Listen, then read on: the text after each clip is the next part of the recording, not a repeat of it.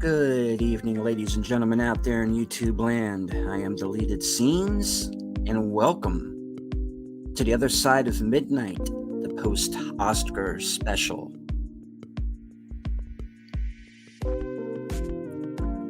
Already in the chat with their smoldering new icon. That is network. Friend of the channel, JPRPH1. Joining us from the future, Shashi.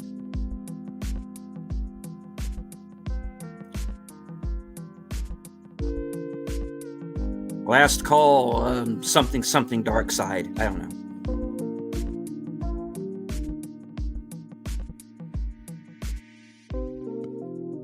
I'd like to thank everybody for joining us tonight. Please don't forget to hit the like, share out the stream, and if you are new to the channel, please subscribe. I'd like to thank everybody watching us right now on Twitter. I can't see you, but I know you're there. Please feel free to join in the chat.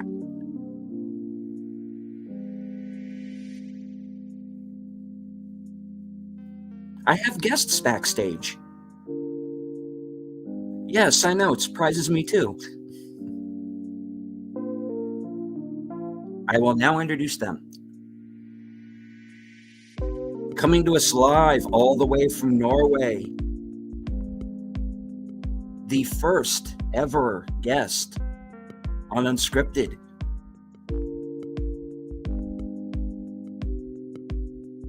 The founder of 540 Studio, Jason Fox. Hey, everybody. Thanks for having me, man. Thanks for having me. Indeed. Again. Yes. The host of Friday Night Last Call. The co-host of Geeky Geezers, Propicelli. Something dark side.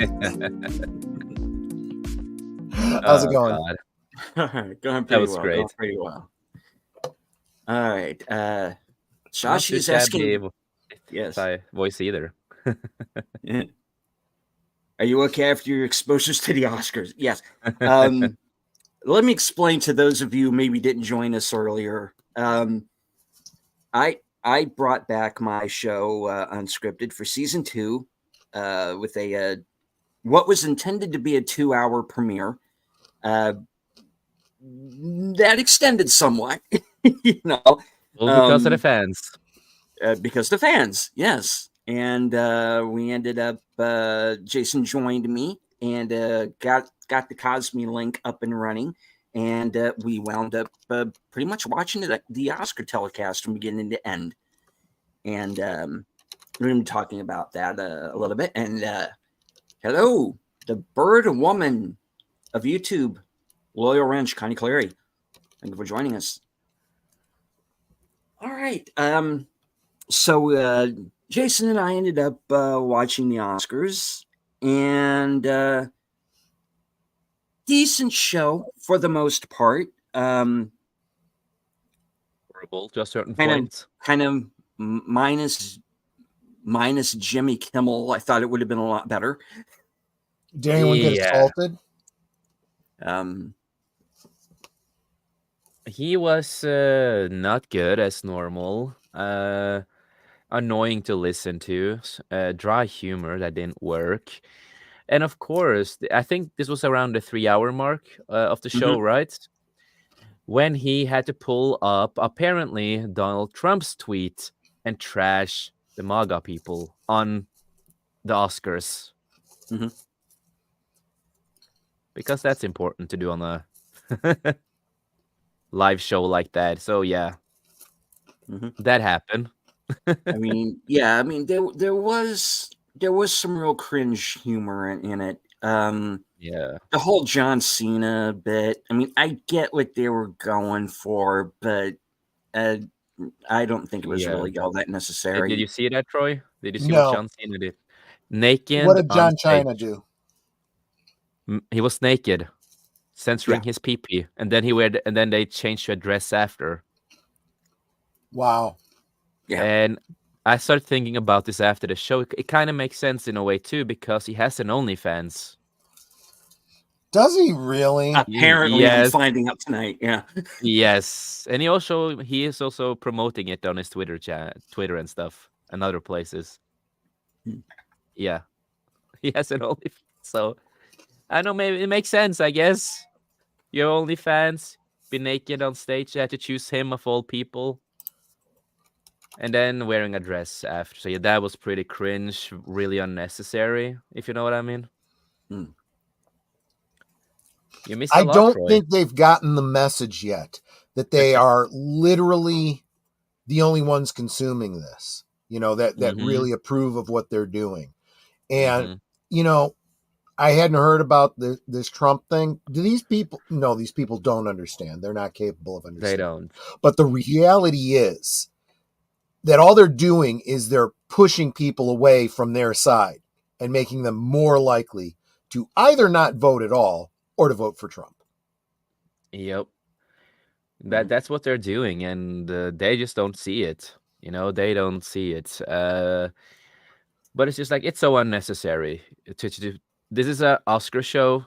Can we just focus on the movies and other stuff like that? That's what it's about. It doesn't need to be a political agenda driven thing, but we do know everything has to be political somehow.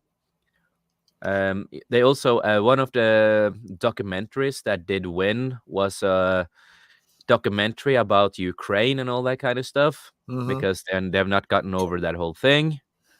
And I went to do some research about that movie and stuff, and it is what I expected that it was supposed to, what it was, and that is just get one side of the story and just make people feel bad for them and all that kind of stuff, right? No, exactly. And give us money, basically, like we've seen so much of, especially with Zelensky and stuff like that. I'm not going to get too much into that, but you know what I mean with that whole thing with Zelensky there.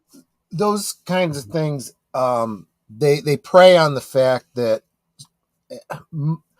I was going to say Americans, but I think it's really most Westerners don't pay attention to current events. They don't pay attention to history. They don't know the details of anything out there outside their insular world. There is a lot of history there. Yeah, it's a lot of history that people just have quote unquote forgotten, and because a lot of people are just reading on internet, watching TV, and they just get one side of the story, right? Well, all they know is Russia bad because Reagan or something, right? Yeah. And not understanding even Russia is not the Soviet Union. We're talking about very different times, very different governments, very different ideologies. And Ukraine is not what most people think it is either, Exactly. And I pointed out to somebody, I said, we have no business being there any more than, I don't know, Spain or Mongolia at the time had any business getting involved in the American Civil War. Yep. And, of course, every keyboard warrior comes out, it's not the same thing. It's not a civil war. I'm like, it is. It really is. It is a huge part of the former Soviet Union that broke away. Many of those people there are Russian, consider themselves Russian, speak Russian. It is just as much a civil war as our war between the states. But they don't want to listen to that. Nope. They don't want to listen. And if we talk about it, okay, whatever. Yeah, that's gonna be like, oh, that is just theories. That's just like that and that. No, it's not, man. It's history. Learn your goddamn history. It's that simple. Yeah. Do research. Don't listen to all the media and the internet. Actually, do a lot of research. No matter how far you have to dig down in the history. And but that was that Maidan coup doesn't mean anything to you, then shut the F up. Exactly. No, so that won for documentaries, and Deleted, you said you expected that, and so did I when I understood. Yeah, when you understood it was Ukraine, that kind of makes sense that it would win. And it just won because, Boohoo gave us attention. It wasn't like any big documentary that people basically heard about, if you know what I mean. Well, as everybody remembers, earlier in the weekend, I did my Oscar prediction show. And of course, not necessarily of what I wanted to see win, but what I thought was going to win. And of the 23 awards this year, I got 13 out of 23 correct in my guesses. Oh, really? Which, since I posted it to that Cinema Squad site, was a 62%, which is pretty much how I got last year. So that's not bad, though. It's not I bad. did okay. Not my best, not my worst. All right, let's since Jason dropped us off the article here. This is from Discussing Film, which has the full list of winners. Nominees. And let's scroll down here. And well, let's just start from the top. Best Picture, Oppenheimer. Yeah, that was kind of funny. If people didn't watch it, that was kind of funny because it was what is his name again? Al Pacino. Al Pacino, thank you. He didn't even go to the nominees. He just went straight for the kill. He was just like, Oppenheimer, done with the case. He just opened it, said Oppenheimer. He tore into that. He did. He did not care about the others at all. He just, he cared about the winner. So, he probably was really drunk or really high. One of them, or both. Something. He was something. But that was really great to see. He was just like, you know what? Let's skip the others, and this is the winner. But I will say they deserved it. I guess all of us here have, of course, seen Oppenheimer. I haven't, but of course I know the story. Yeah. I can't imagine there's any major spoilers there for me. No, of course. No, again, the story is really accurate. It's really well done. I have my issues with, Nolan with certain audio and pacing issues sometimes because but other than that, it is a really, really good movie. It was one of the best movies of the year at that time. And it was a good reason for it because a lot of good actors, a lot of people who spent a lot of time making this movie to become real and everything. So I think it deserved to win the best picture of all these nominees that I didn't know the nominees for the best picture because we didn't see it.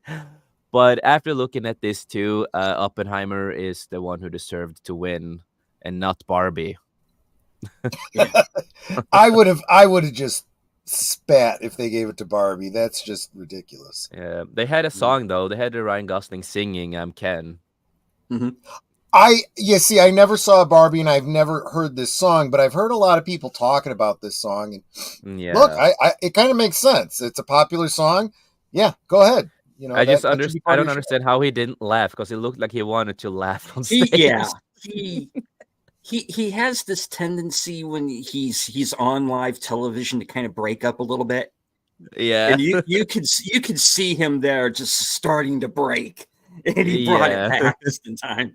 But I will say with the Ken performance, the best thing with it was seeing Slash coming up playing the guitar.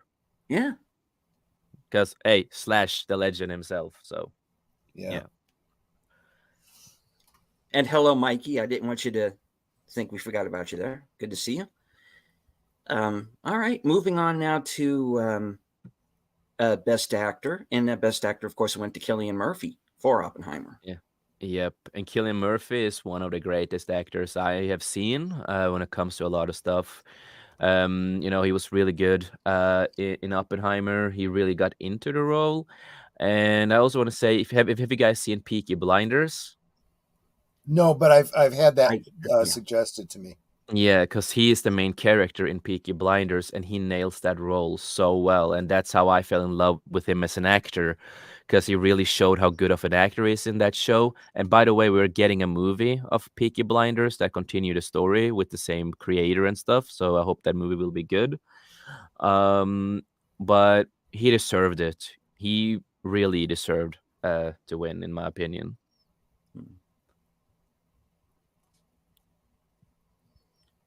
All right. Well, let's move on to what I thought was one of the surprises of the night.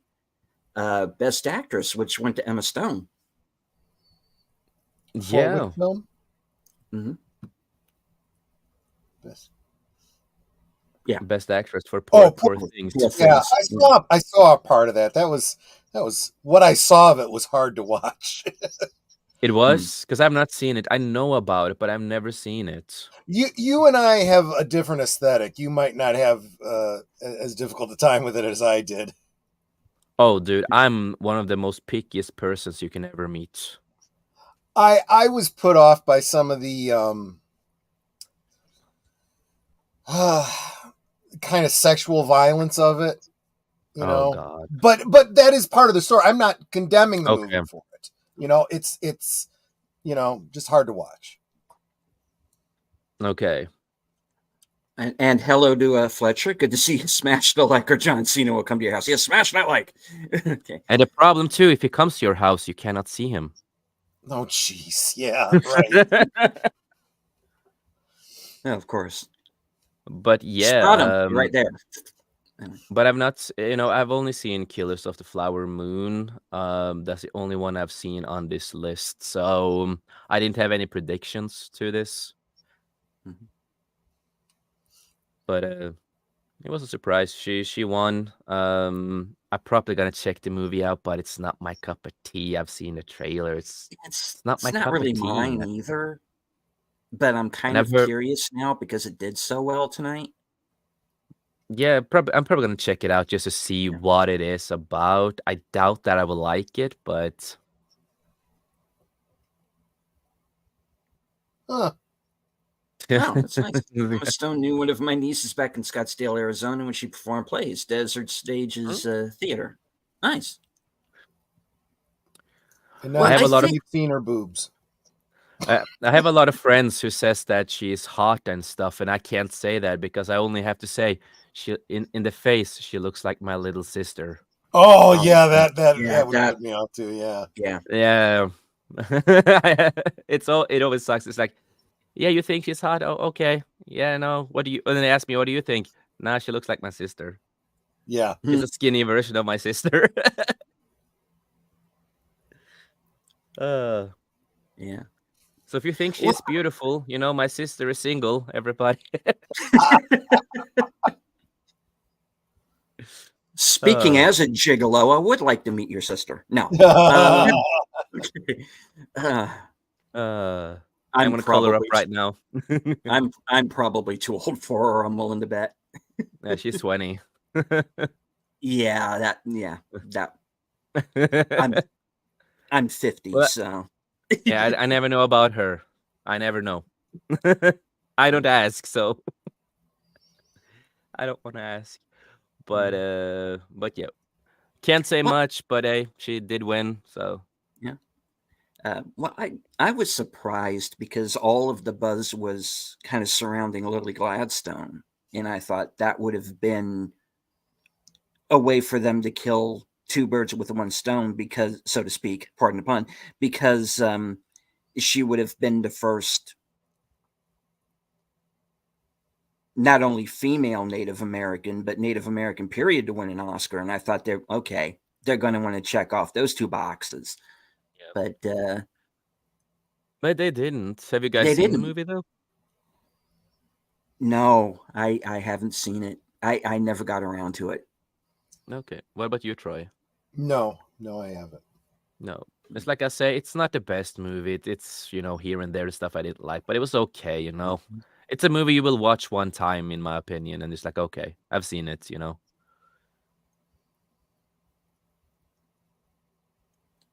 I was just surprised that Margot Robbie wasn't in this category because Oh, you would think so you would because of think Barbie. so.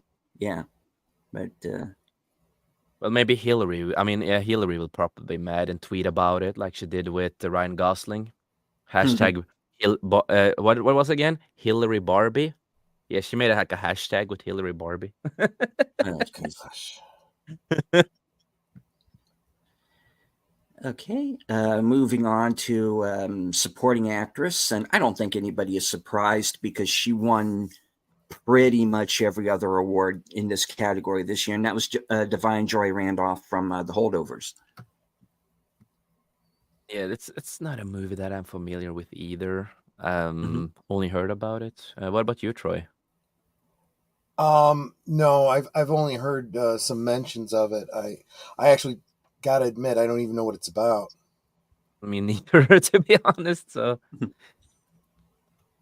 Well, it's it takes place at this private school over Christmas holiday. It takes place in the mid Yes, you '70s. were telling me about this. Okay, so I Yeah. have heard about this. Yeah. Yeah. And Divine Joy Randolph plays the cook. She stays behind with them, and she's lost her son in Vietnam the previous year. So she's dealing with that, and she's her husband has passed away in this accident before the kid was born, and so she's kind of alcoholic now, a little bit, and she's heading down that road of just being this total mess. But it's one of those deals where you've got these three sort of broken people kind of find each other at just the right time, and then it's kind of about them. It's actually a really good movie. And hello, Sin. Good to see you. Yeah, right. Hello again. We have joined in the conversation tonight. If I were home, looking forward to chatting more when I get back. Sin is on a we miss you, working Sin. vacation, and which is why I'm going to be doing mystery movie night solo for the next couple of weeks. The show will go on. The show will go on. Mm-hmm. Yeah. So she I says thought the same thing. Yeah.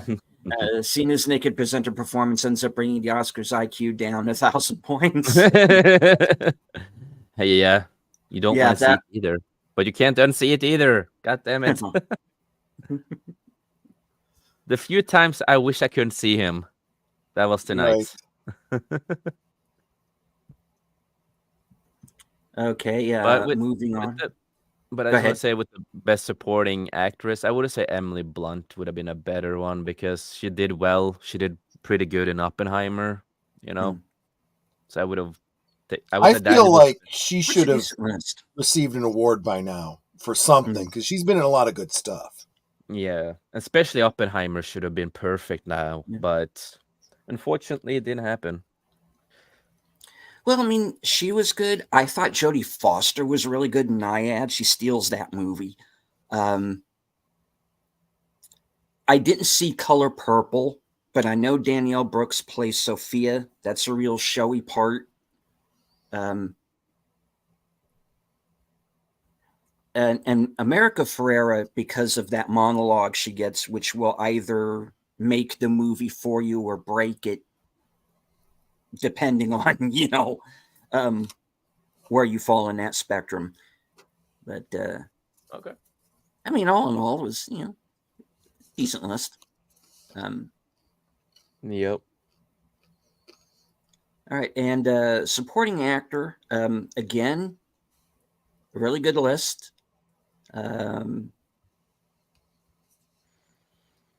Robert Downey Jr. took it, as he has been all award season. Well, he did really well in Oppenheimer, so he's a good actor. He's a weird person in real life, but he's a good actor, and he did really well in that movie and did justice to the story and everything. So that was well deserved. I mean, talking about weird actors, you think then there's like Johnny Depp and there's plenty of others. I think that weird kind of goes with the the artist, category to some degree. Yeah. Mhm. And he looks a lot more. And Robert Downey Jr. did look more healthier now, even He though he did. did turn to vegan or something. But he looks a lot healthier now, not so skinny and bald and weird. Yeah. Well, he did that because he was trying to look more like the guy he was playing. So I mean, I get Yeah. that, but there was a time there was maybe he's overdoing this a little bit, Yeah. Yeah, but yeah, I mean, to be as high profile and as recognizable an actor as he is, to still be able to disappear into a character as well as he did. I mean, you do Yeah. have to, regardless of their personal lives, political opinions, what they say online, some of these actors are all about, they are professional when it comes to their craft. They are willing to alter their bodies. I'm thinking like Yep. what's his name, Christian Bale with the Machinist, or Yep. even Mhm. De Niro for a Yep. number of movies where he's Yep. gained and lost weight, gained and lost muscle. Exactly. That's amazing. It is. It is. It's a special technique, and not everyone can do that. And again, I always say this. There's a lot of actors and singers that I highly do not agree with when it comes to politics, and I wish they could just shut the fuck up. But I still listen to their stuff. I still, watch their stuff because they're still great actors, still great musicians in that kind of sense. It's like I say, I love Luke Skywalker and what Mark Hamill has done with Luke in the movies, the original movies, and of Mhm. course as the Joker and stuff, certain other stuff he's done through the years. But I hate him as a person, but I Yep. love him as an actor. Yep. It's the same thing. I'm a big wrestling guy. I love WWE and all that kind of stuff, right? Yeah. I don't like Logan Paul in real life and how he is, but in the wrestling ring and the character he plays in wrestling, I love him because he fits that craft. He knows how to act, he knows how to fight, he knows how to wrestle. So I love him in the wrestling world, but outside the world, I don't want to listen to him. I don't like him and stuff like that. You have to separate the art with the person sometimes. I know it's not always easy, but that's what you have to try to do at least. Well, the fact is, possibly within our lifetime, instead of talking about the actors and who did the best, who's the best actress, best supporting actor, whatever, we're going to be giving out awards for the best coder for a female lead in an AI presentation or something like that, and we won't have to worry about the politics behind the character. Yeah. Exactly. But Robert Downey Jr., well-deserved win there. Mm-hmm. And hello to Gorilla's Random Thoughts. And have you talked about John Cena making an ass out of himself? Yes, we did. When? Because he does it all the time. When he had to say sorry to China, that was funny. Yeah. And then after all of that, you know what he had to do? Huh. He had to make a movie with Jackie Chan. Yep. Yeah, I watched the movie. I liked the movie because of Jackie Chan. John Cena. Did Jackie Chan beat the crap out of him? A bit before they become friends. It's basically Rush Hour in a way, just in a different setting. Okay. Mm-hmm. But at least John Cena plays this stupid guy, and it makes sense because that's what he is. Yeah, exactly. He's playing it tight. Yeah. But he had to say so much sorry and stuff, so he had to go through a whole round with that. But hey, that happens when you're John Cena.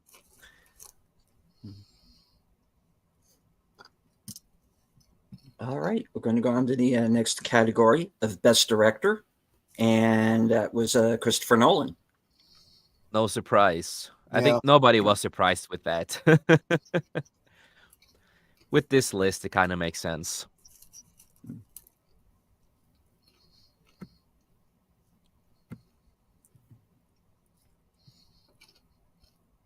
And original screenplay, which I was a little surprised by because I thought it might be The Holdovers, but Anatomy of a Fall ended up winning. Yeah, and I still haven't seen that, so I can't say too much about it. But I don't know if Troy or have seen it, but No, it is one that's on my list, but I'm Mhm. reading.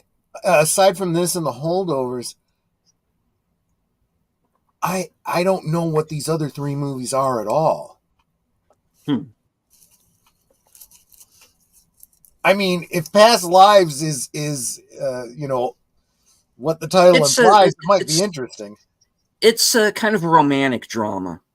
I actually liked it. It made my honorable mentions. It's a decent film. Okay. Mikey Um, said that was Nolan's Mikey. first ever Oscar as best Yes. director too. Hmm. So that's a big win for him. It is. It is. I have mixed feelings about Nolan. Yeah, I totally get you. I I did a commentary over on Pops's channel about Yeah. it was two films.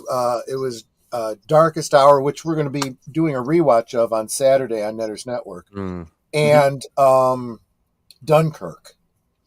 Oh yeah, Dunkirk. Yeah. Dunkirk was a great movie. Do not get It me wrong. is. Yeah. Yeah. But what I said, and I stand by this. Um, I respect the hell out of his conviction about practical effects, getting everything Mm. in camera. Yep. He did a great job, excuse me, with some of the plane shots. Couldn't get a certain kind of plane. He got one that was almost identical, knew what he had to do to mock it up and stuff. And there was one plane he couldn't get at all. Mm. So he did it with a remote control, miniature. And Really? I could not tell. And it was just Are you that. serious now? I'm serious, yes. Wow, I didn't know that And actually. it was really good. It was really sharp. I really liked it. My I've problem seen was, the movie, but what? I kid you not. I kid you not. I need to rewatch it now. Yeah, you're gonna have to. I think I saw it. It was either a YouTube video or a DVD extra about the behind the scenes. Yeah. If I hadn't seen that, I would never have been able to pick out the scene. There's no way Wow. I could not have done it. But my problem is if you're doing a story about Dunkirk, okay, especially when you have the line where the officer looks back at the beach and says, "We can't get all of these men off the beach," and they show the beach, and it's like, well, where are all these men he's talking about? Yeah, yeah, exactly. Yeah. Either pay to get the damn extras in there or use the friggin' CG to multiply the people. One way or another, you've got to show the volume of people. It's Yep. necessary. And Yep. I mean, that was the big one. That was the big one I had a problem with. Mm. The more picayune, kind of maybe unfair, is if you were to use CG, you could have done things like taking out, like phone lines and stuff like that, and the what do you call it, the satellite dish on top of the building and stuff, little things Yeah. like that kind of I say, totally agree with you. I totally agree with you. And another problem I do have is how he always has his audio with music and dialogue. Sometimes because he plays the audio with the music so loud, so yeah, sometimes you can't hear people, and it kind of takes over everything.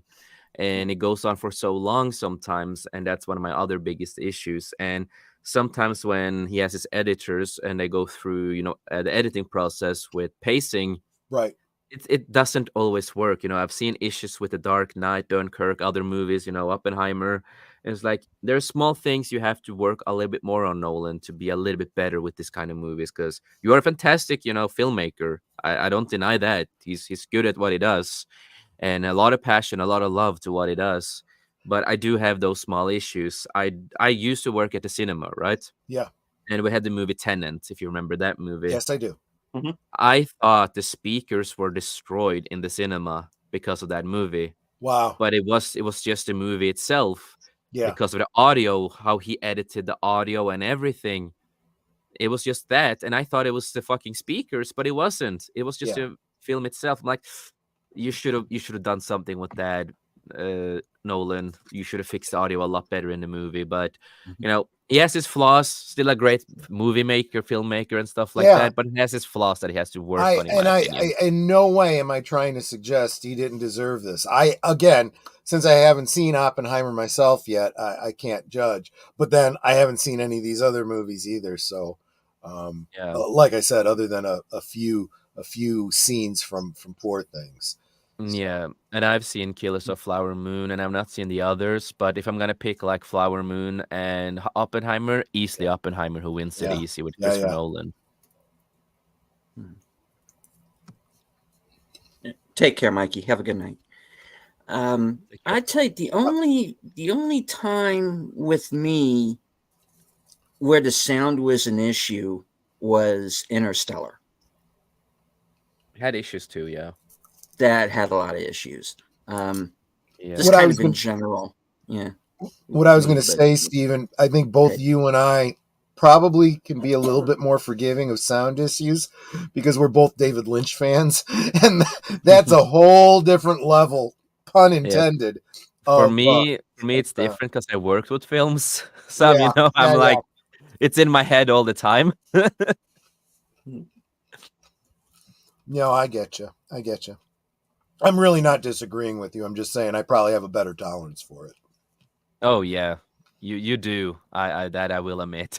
Some people do have better tolerance. Than If me. you've I'm ever just like, if you've ever watched a David Lynch film, see, I think Jason, based on what you just said, you would struggle with like Fire Walk with Me, and there's a number of other movies that I can think of yeah. where he brings that the music out, and you can't hear the dialogue at all. Oh God. But the thing about that is usually it's kind of intentional. Yeah. For one thing, he's saying the music is more important than what they're saying. Number two, he wants you to work to hear. Oh my God, that's just gonna take me out of the movie. I think he kind of intends that. Yeah, it's Yeah. it's a very artsy kind of thing that he does with it. It's not Yeah. because he. At least you can. He say likes with to be an David Lynch's asshole intention. in a fun way. Yeah, that's pretty much it.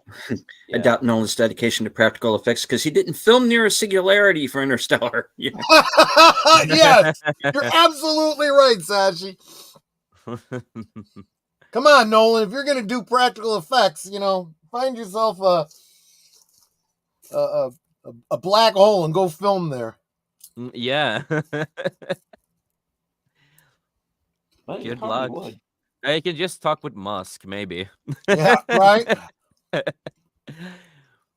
Well, this next category kind of surprised me, but in a good way. I really this is adapted screenplay, and I thought Nolan was going to win for this as well. But that was but American Cord Fiction. Jefferson winning for American Fiction. I'm happy with that. That was a great script, great dialogue, very well paced movie. Yeah, because that was the movie with Jeffrey Wright. Jeffrey wasn't Wright. it? Mhm. Yeah. That's the one you talked a little bit about with me, wasn't it? Mhm. Yeah. No, I haven't seen it, but you said it was good, didn't you? It is. I was very impressed with it.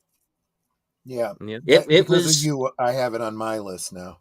I'm gonna put it on my the- list and check it out. It was my number 3 for the year after Oppenheimer Really? and Godzilla. So Really? yeah, I Oh, was very impressed with it. That's really high. Mm-hmm.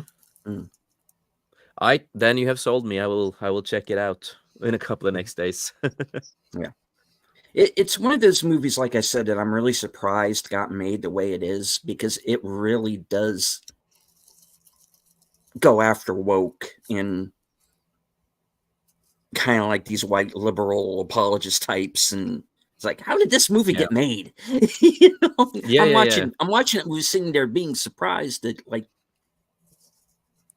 this is on 2,000 screens. Holy shit. Okay. Because I think normally you don't get that. I think there's more people that are annoyed with and kind of over the woke crap in Hollywood than we might actually suspect. Mm-hmm. Yep. But yeah, that was a really good script. Oppenheimer's a good script. Zone of Interest, I thought would maybe be a spoiler in that category as well, or maybe director. But at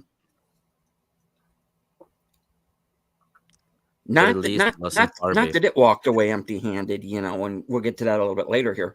But yeah, again,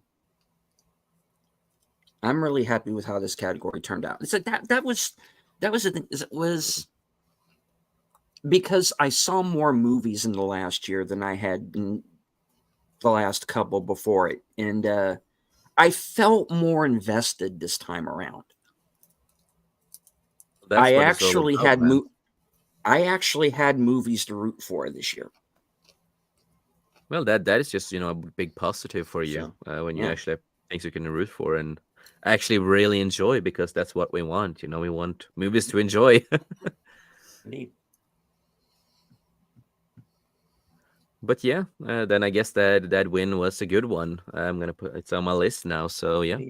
And I'm going to say, at least as far as I'm concerned, up to this point, I haven't seen anything that I've considered to be, a big spoiler or I'd say the fix is in or anything. Everything's sounding pretty good and fair so far. Yeah. And then we come to one of my favorites. Wow. And animated feature, and I'm really happy that The Boy and Heron won, because Yeah, me too. that's Studio Ghibli, also one of my favorite companies of creating fucking anime movies, and they won, and I'm like that's the best movie in this list. Elemental, not seen it, never will see it. Whatever the Netflix thing is, never gonna see it. Right. Robot Dreams, never gonna see it. Spider-Man Across the Spider-Verse, I fucking hate it. I think it's a terrible trash movie. Oh, did you see it? Oh yeah, I've seen. I had I'm no a Marvel. interest. Yeah, no, they just stole basically the whole concept from a video game, and Miles is everything. Miles. But The Boy and Heron, Studio Ghibli, and all, well fucking deserved winner. Good. Made my day. Mm-hmm. And hello to my partner in crime, Jedi Bill. Yeah. Hail to Jedi Bill. Good to see you again. Earlier Looking today forward to hanging for out Western. with you on. Indeed, sorry. yes. Gonna hang out with him on Thursday on Netter's channel. Nice. He's a good guy. Yes. I've been watching some of the karaoke stuff and other stuff. So. And again, Bill, apologies for not making the last 2 karaoke shows. Saturdays has been knocking me out, man. But hopefully next week I'll be able to come back to just blame the age, man. I cannot. Yeah, and I can't blame it on age yet, even though my body is stupid. But, I have MA, chronic disease that makes me tired all the time, prolapse in my lower back, all these issues with my body, chronic pain. But, I'm still 28, so I can't complain yet, even though my body's shit. Can't blame the age. Wow. But I will be there at some point. Right. I didn't see any of the animated movies this year, so I didn't have a dog in this hunt this time around. No, I would say you should give The Boy and Heron a chance at least. I think that's what Age of Boomer's been saying to me too. He's been after me to watch it, so it is on my list. That's good. And I'm a guy who loves anime. Grew up watching anime, Japanese, Chinese, Korean shows, and all that kind of stuff. And I heavily loved it and liked it. I'm not gonna spoil it because it's still a pretty new movie, and you guys haven't seen it, so I don't want to spoil things. But give it a chance. I think you guys are gonna like it. It's a beautiful story. It's a good, strong story, well written. But again, it's Studio Ghibli. They always write something powerful and meaningful and good. I do have to posit: is this maybe a shot across the bow for the Western animation industry? hey guys, maybe time to get your stuff together because otherwise Japan is going to become the what Walt Disney used to be. Yeah, because Japan, South Korea is getting there, and Yeah, a lot of Asian stuff is getting up there. Because one thing, especially what they care about, is storytelling and make a good story. They don't want to have this focused on agendas and all that kind of stuff. I don't know if you guys have followed what have been happening with Japan and America lately with the localizers and stuff. yes, Uh, yeah, so Japan has been pretty pissed off for such a long time now rightly because of all so. that. Yeah, and again, they care about story. They don't care about the stupid bullshit agendas. They want to make something entertaining, for the audience, and that's number one. Good story, make it, good animation. Even when it's live action, they want to do it good and well. Yeah, And they are going up there. They're selling more and more than manga is selling more and more than comics. yeah, Comics are barely selling anymore, but manga, it sells really well. But the only problem now we have with certain stuff is that localizers are changing dialogue sometimes in manga also, as they do in English dub of anime, yeah. unfortunately. So you have to be really careful when you buy stuff, Oh when yeah. it comes to that kind of stuff, We unfortunately. on Aged Boomers Geeky Geezers a couple weeks back, we covered this and he knows way more about anime than I do. He's kind of a Mm, fan. I'm just a dabbler, but mm, I have strong convictions about translation in general, whether it's yep, movies or whatever the case is. exactly. I feel that there is a sacrosanct um, question of honor. If you are a translator, you volunteer to be the conduit. You have a duty to convey the Mm, spirit of what's being said. Translation. If for those of you out there that don't speak more than one language, it's hard to understand this. People will come to me and they'll ask me, Troy, how do you say some phrase in Klingon? And I'll be like, well, it depends on what you're trying to say. And they'll look at me cross-eyed, and I'll let me explain. Especially when you're saying things like idioms, things that like a bat out of hell, right? That means something within our culture. But and yes, in every continent in this world except Antarctica, there are bats. So people can understand yep. bats. But if they're from a different religion, they might not have a concept of hell, right? Yeah, And exactly, exactly. and when you're talking about a constructed language of an alien race, they have no hell and they have no bats. So if you Exactly. said that to a Klingon, that would mean nothing.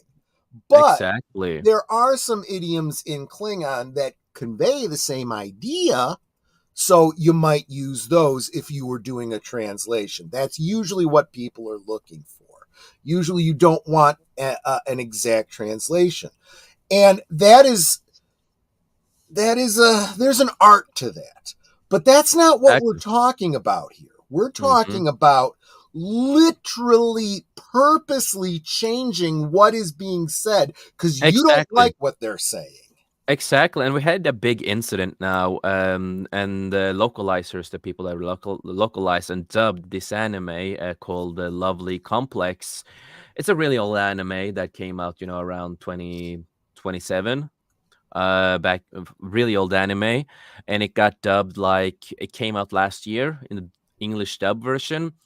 The Mhm. people that did that, they hated the anime. They even admitted to hating the anime, hating the dialogue, called it sexist, called it homophobic, and so many things.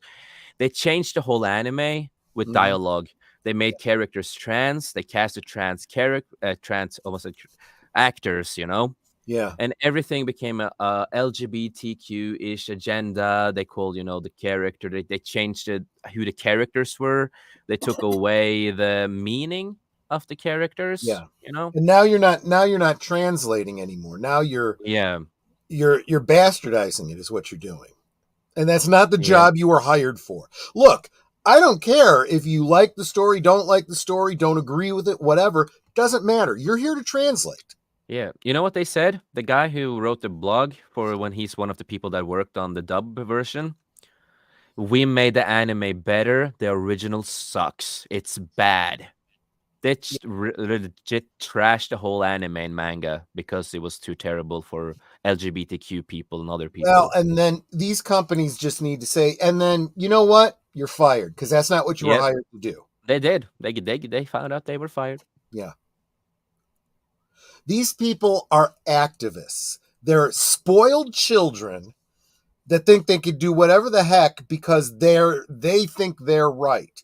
And not enough people are standing up to them and saying, this isn't your call to make. Whether you're right or wrong, you don't get to say. Yep. And the only joke I had about the two of the people that worked there, the girl who did some of the voice acting, who has the pronouns, she and any pronouns. That's her pronouns. Any pronouns. Weird shit. Yeah. I didn't know that was a pronouns, but I learned that when I read about her. And the other guy, he was a guy at least. Like I said, they were too busy fucking each other while they were trying to dub this. I had heard about that. It's like, again, I'm not going to judge people what they want to do, but when it becomes relevant to keep it out of the workplace, people, really. Yeah, but these people don't. Yeah. Well, people need to lose their jobs then. But they did, so I'm happy with that at least. And Japan said if they don't fix anything, like they're gonna do AI instead with translation. Honestly, it's getting to the point where they'd probably be better off. I mean, normally I would say it's not ever going to be as good as a human actor. But if that's the kind of quality of human actor you're getting, give me the AI every single time. At least I'll. They said basically the same thing with the subtitles also. So the subtitles and stuff like that don't get changed, and the manga doesn't get changed, because one thing you should do with manga, translate it as accurately as the Japanese version. Yes, words can be a little different, but it has to have the same meaning. So I was talking. I had a show a while back where I was talking about. We've been doing a series of shows on Last Call talking about entertainment from outside the United States, because I've been saying, I think we're kind of screwed here in the United States. I was unfortunately sick the time I was going to be there. We'll reschedule. We did talk about, but it was exactly what I thought. We were talking about the movies from your neck of the woods, but unfortunately, all I know is horror movies from there, and I'm like, I know they do more than horror movies. Suggest to you. Let me get a subject expert in here.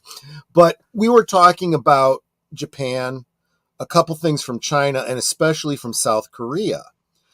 Netter and I have been watching a series. It was a 1-season show called Marry My Husband.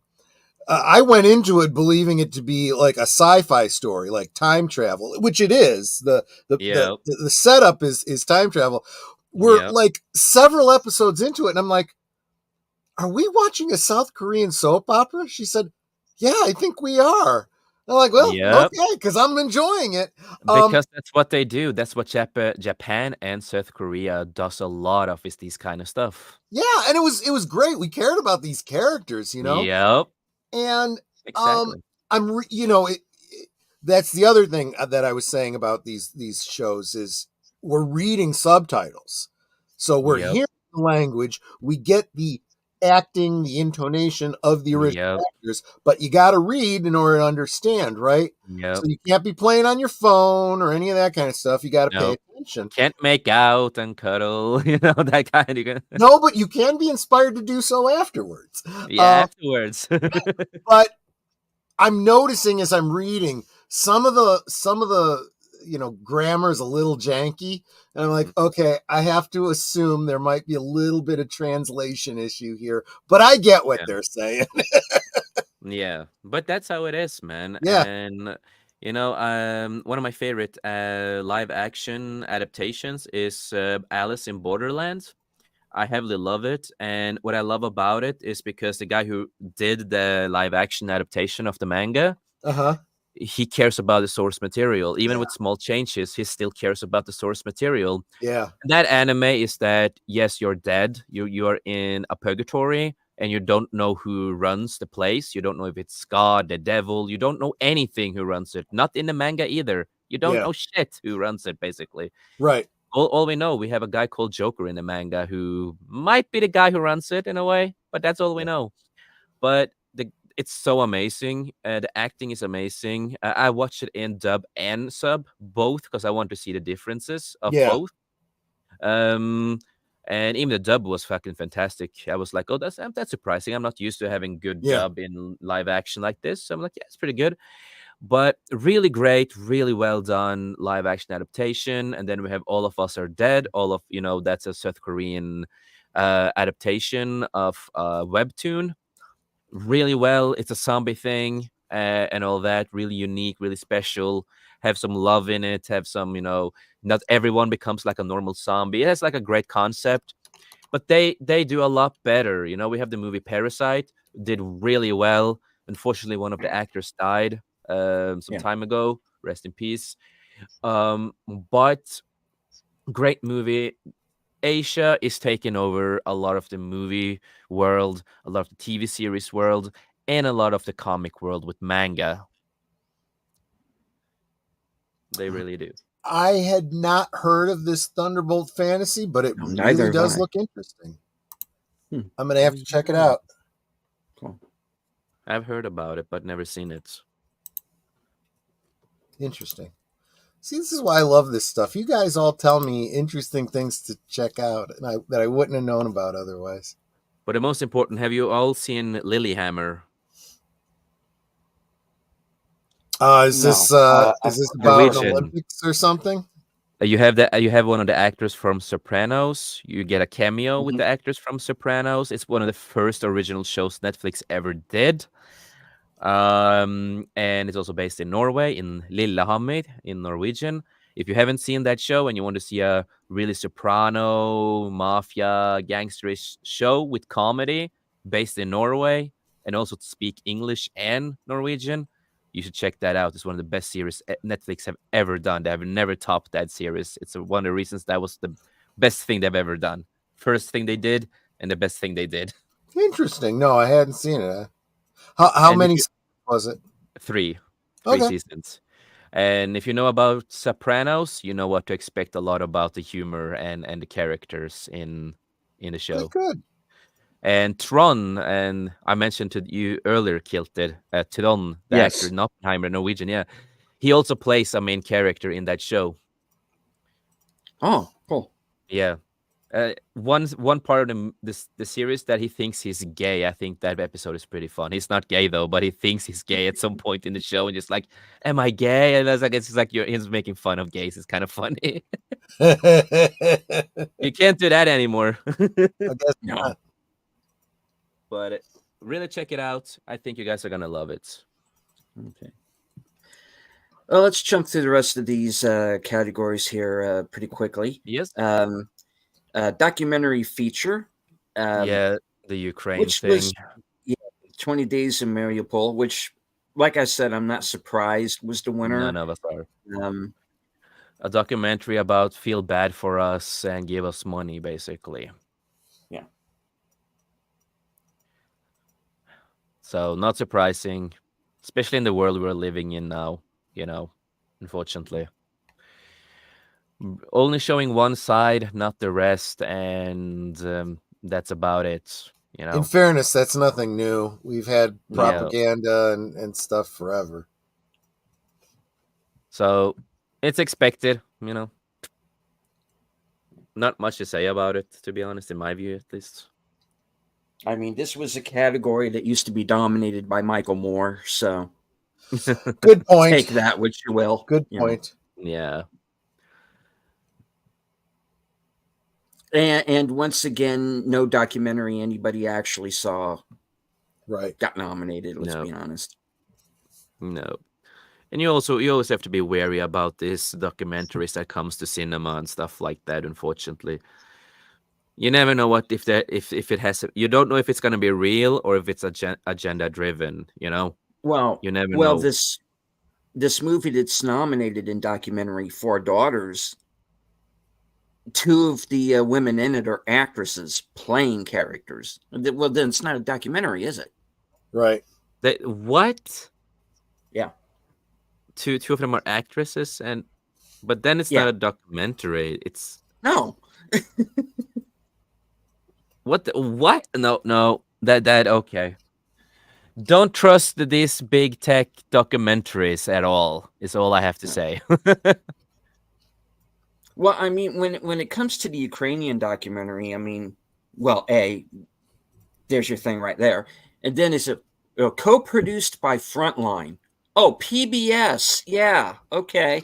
Like I'm going to trust them at this point. Oh, American Pravda. Okay. Yeah. Okay, moving on to international feature. Again, another strong list. Yeah, Perfect Days was in Japan. Okay, that's the one I Yeah, thought was a little bit Perfect Days. interesting. I thought it was either Korean or Japanese. I didn't get to listen properly when we watched Right. it. Um, That looked interesting. I'm gonna check that out at least.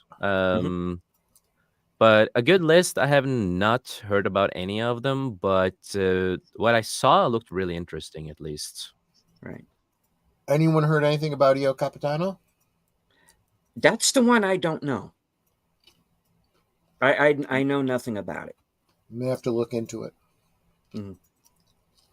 But Perfect Days, which was I know a controversial pick because they didn't put Godzilla in there, but this was the movie. This was a movie that won the Cannes Film Festival. The lead actor won Best Actor.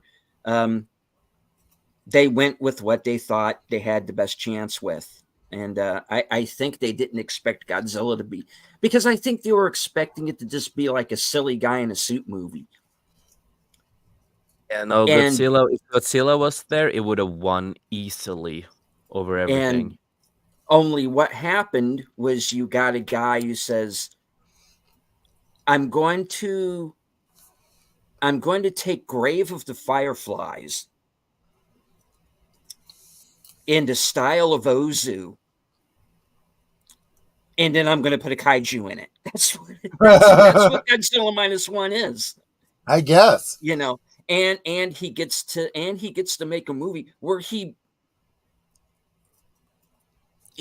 disses the Japanese government in that movie pretty harshly. Yeah. He smacks them around, you know. Well, the Japanese government is a little bit not the nicest ones. I've heard a lot about stories with especially the police forces down there, how they run stuff. You don't want to be in those kind of situations with those police officers in Japan, especially if you're not a Japanese yourself. That's even worse. No. True. Especially like me, who has tattoos on their face and head and all that kind of stuff. Yeah, they have some serious taboos about that in Japan. Yeah. And it's understandable. It's understandable because Yakuza, because and normally culture, if you have even though Yakuza is an open mafia group, you know, they're open, you know, they don't hide or anything. Right. Not like they used to, but there's a lot of rules there. There's been a lot of situations where people have been captured, and what happens in prison is like they kind of torture you to sometimes say things you have not done. You know what I mean? Yeah. They will really fuck up your head. And I don't say every Japanese police officer and place is like that, but it is a proven fact, and a lot of stories what have happened and how they have run and how the government is. So I love Japan, but certain laws and certain stuff are a little bit, weird. You can have tattoos and all, that you probably will have a lot of looks on you. Certain places you cannot go into. If you can hide them, it's pretty easy. At least I just have 3 small tattoos on my face. Pretty easy to hide with makeup.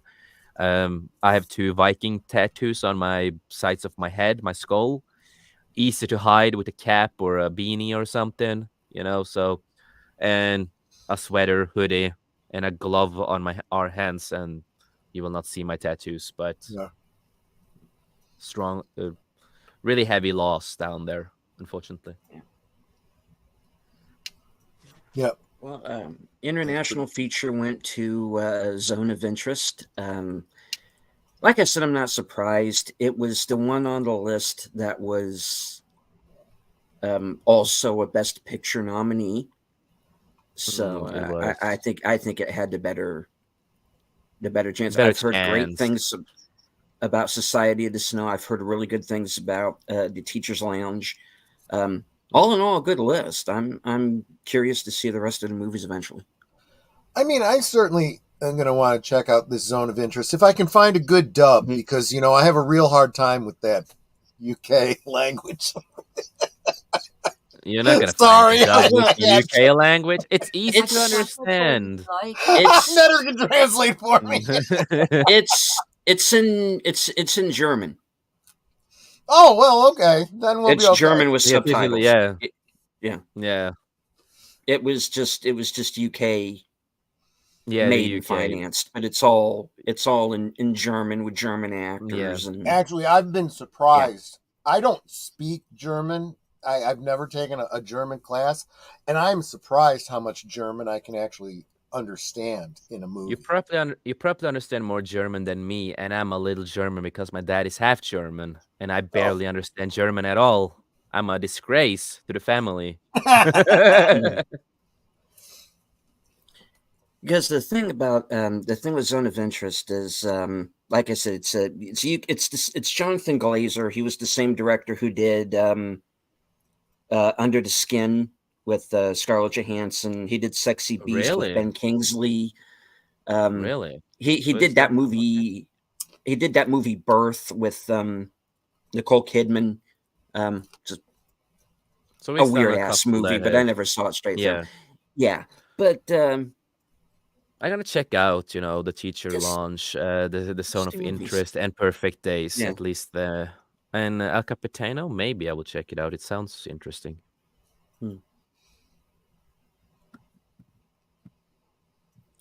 all right, gonna move on to next category real You quick. We're gonna go. don't I'm sorry? understand Go ahead. British? You don't understand like that language, Troy? I was joking. I was making a joke. Uh-huh. Okay. British mhm, English mhm. versus American English, and the You're fact you're is, canceled. You're canceled on I X, know. man. I should but the fact is, between my wife and myself, we oftentimes have to explain Britishisms to our American friends. I'm happy I'm Norwegian right there because I'm used to hearing it. Yeah. Before we do go on, because we're about halfway or so through the show, I do want to remind everybody of the link I have pinned to the top of the chat. My former co-host on Saturday Serial, Matt Allen, has been dealing with some medical issues of late, and those of you who especially live in America know with our healthcare system, things can get a little expensive. Yeah. There is a GoFundMe page up right now. He is at $110 away from the goal, and there's still 2 days to go. Wow. So anything that you can do to help out, every cent counts.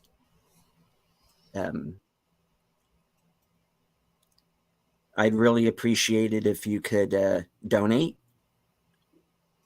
and Doesn't need to be much either. help out a Just very good friend. Doesn't need to be much. It's just like I said, every dollar counts, yep. and anything that you could do to help out, because he's a good guy. So I really miss him on here, but he Real life comes you know first. when you're real life comes first, and Guys.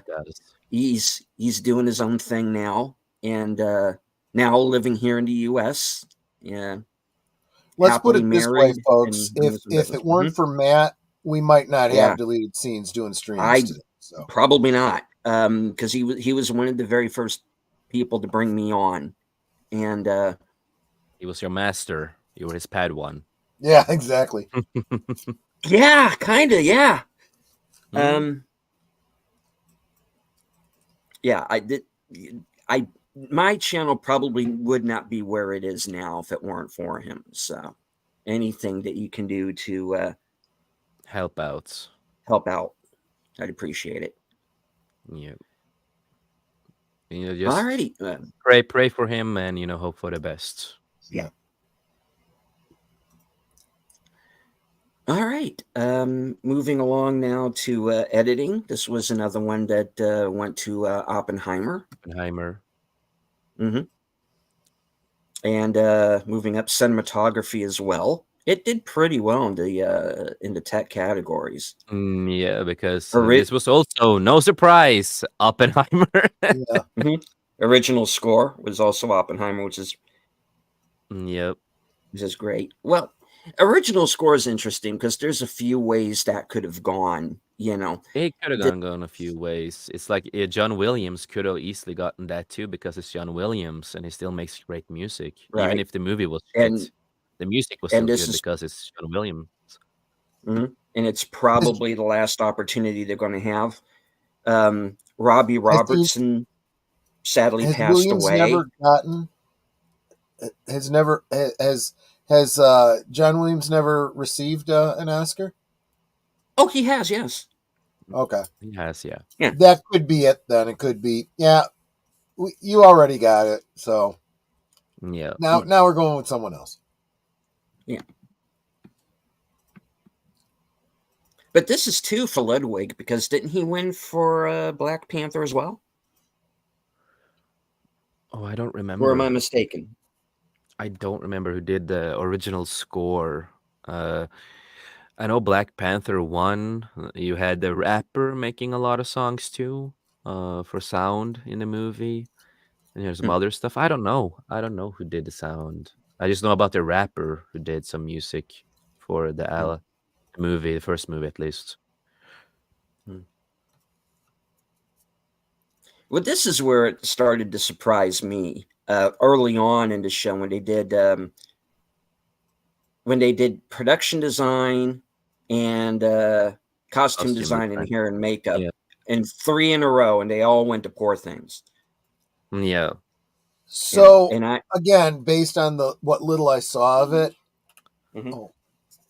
sorry, what little I saw of Poor Things, I can definitely say that I understand costume design on that one. That one was really good. Yeah. Period. I saw William appropriate. Dafoe, for example, with the face, and that was pretty well done. Nothing amazing, but really well done. So I could see that with the small pictures and clips I've seen from trailer. Yeah. And as far as production design goes, I feel there's a little bit of an avant-garde thing going on there with it. Some of it's a little trippy. And I'm not opposed to a nod for, trying something, artsy, so to speak. Mm. So, again, this is also based on, I haven't seen Killers of the Flower Moon, haven't seen Oppenheimer yet. We will not see Napoleon. Will not see Barbie. So I saw. Why don't you want to see Barbie? Come on, it's the best movie ever. It's it's as good as Madam Web. Come on. well, okay, you got me there. I'm not planning on seeing Madam Web either. Yeah, don't watch it. Don't waste your time with Madam Web either. I've seen about 10 minutes out of Napoleon. I caught a clip. Obviously, it's out of context because I haven't seen the rest of the movie. What I saw of it, I thought was well done. It was a battle sequence, and Ridley Scott knows how to shoot action. I'll give him that. Sure, he just doesn't know how to convey history. No. I have not seen the movie, but I've heard a lot about the movie. That's about it. But I've seen a trailer, the actors. I've seen the costume stuff because of the Oscars, and after the Oscars, I went to look more into the costumes and stuff like that. It's like it looks really good, like how it's designed and all that kind of stuff. But again, you can have great fucking battle sequences and all that kind of stuff, but it doesn't mean it's a good movie.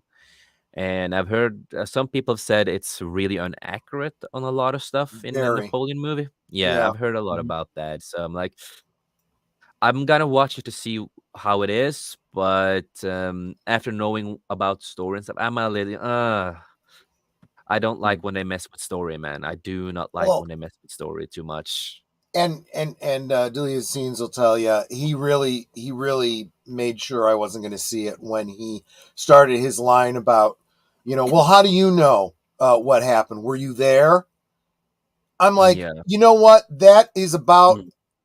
as offensive to me as I don't care what some 40-year-old white dude has to say about A Stitch in Time. It wasn't made Yeah. for you, you know? Yes. It's Exactly. it's equally offensive to me, and now I will not see that movie. Yeah. I may No, not ever see any movie he ever makes ever again. well, Ridley Scott, he's like I said, he's Alzheimer's in my view. He forgets how to write his own stories too. So, it makes sense that he doesn't know story. I know exactly what you mean. I Yeah. get it. Yes. So it makes sense. It makes sense. Yeah. And Sashi said, I have watched Madam Web. Yeah. I wish I I wish hadn't. I hadn't. Yeah. Well, I'll Same be here. honest with you. This is one of the things I say about Deleted Scenes, Sin, Big Al. You guys watch some of these movies so we don't have to. Yeah. You talk about that. We do, man. A lot of us do. Yeah.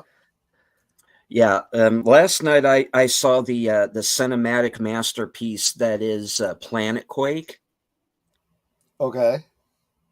and I sent the link to Al. Uh He has not spoken to me since. No. huh. I may have I just will- Or ended the maybe friendship. I will say, I DM'd him. He may not have. He may just have not seen it. But yeah, I will say the only good thing about Madam Web is Sydney Sweeney. She's the only good part because she's hot to look at. I'm a young boy, I'm really young. Well, I'm but 28. everything I've seen of her, they do everything they can to downplay how hot she is. Oh Yeah. yeah, they do. but in a movie, at least you can watch her. That's it. But Yeah. that's the only thing you focus on. Everything else you don't care about. So she is the best part. And when the movie ends, Yeah. the only Yeah, it's part over. I is- can go home now. Yeah. I was happy. I was happy when I was finished with it. I'm like, oh God, I wish I was drunk. Yeah, she's good. Playing the Cranberries song at the end for whatever reason is fine. Random. I thought Adam Scott was okay. That's about it though. Yep. Because one of the things that wrecks it, aside from the fact that the movie's completely ADR'd,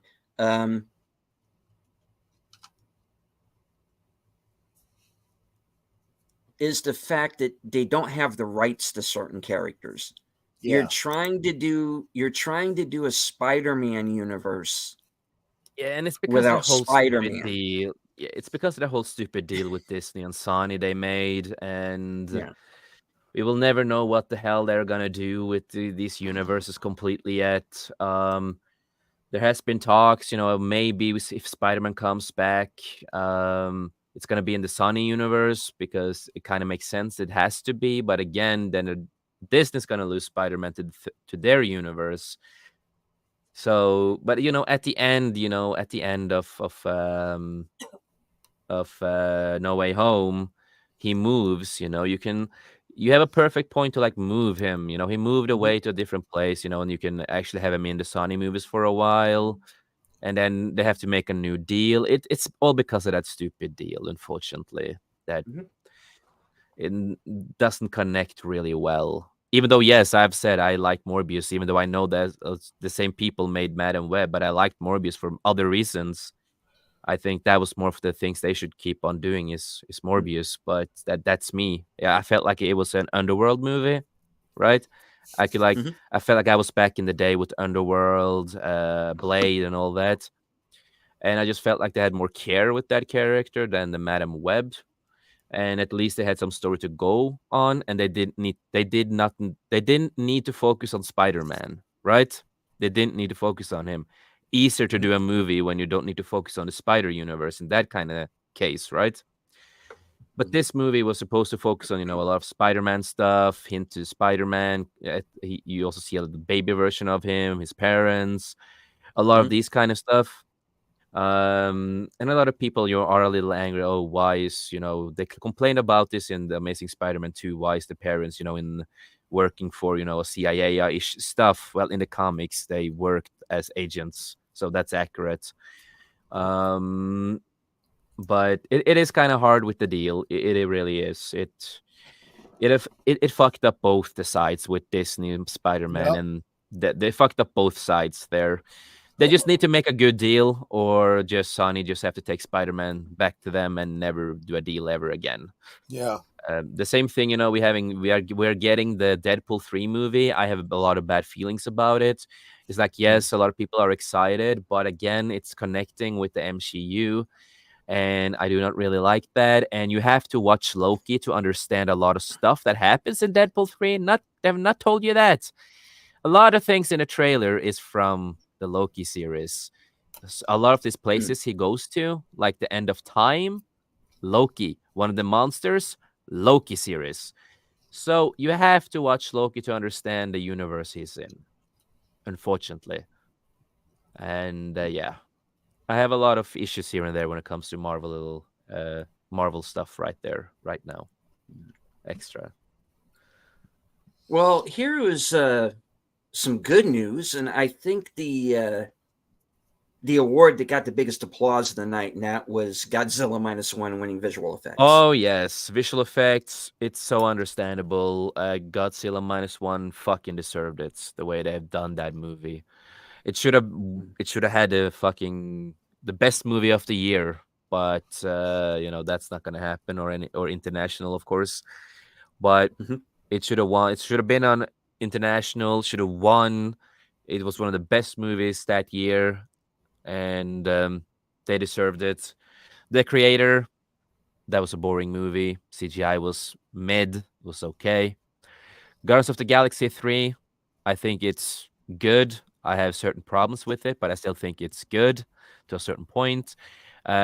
Mission Impossible, it's good, not anything mind blowing.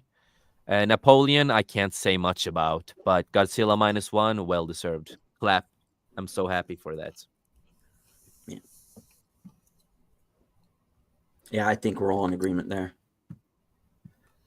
All right, let's see. Next category was one that I called was Zone of Interest winning for sound. And as I said earlier during the show, this is a movie that is all about the sound. The movie. Somebody explained the movie as it's about a guy who's very good at his job, gets promoted, has to leave his family behind, then he comes back.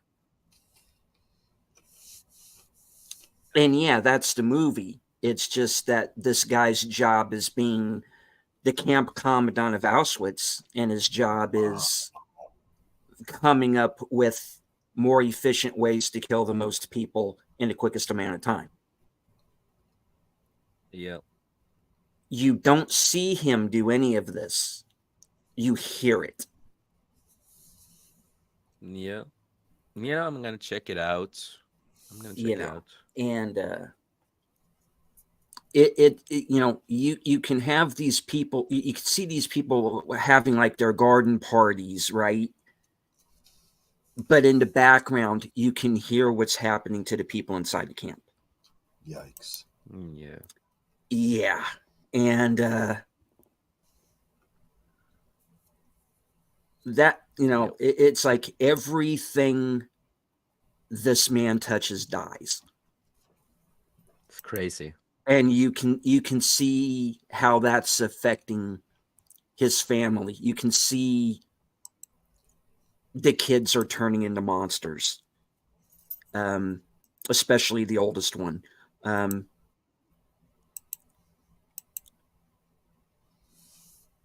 You have the mother, the wife, realize, who's acting like she's the queen bee, but what are you queen over, really?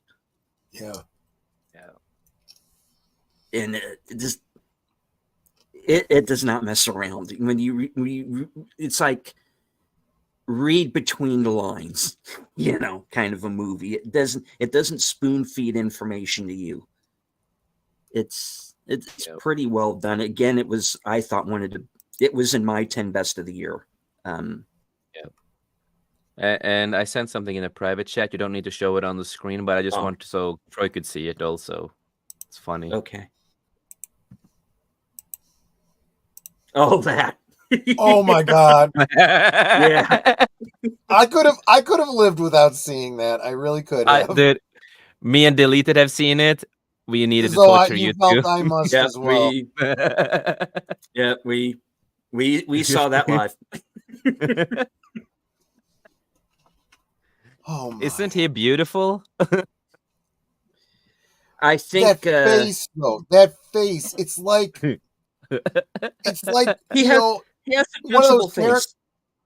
It's like one of those character actors from like back in the 30s. He plays like a prize fighter or something. Oh God! So yeah, we saw this live. Oh gosh! Thanks. To our surprise. Thanks for that, guys. No problem. We love you, so no problem. We are a family. All right. Moving on, makeup and hairstyling went to Poor Things. Just so you know, here in the United States, family doesn't usually send nudes to each other. Okay, just.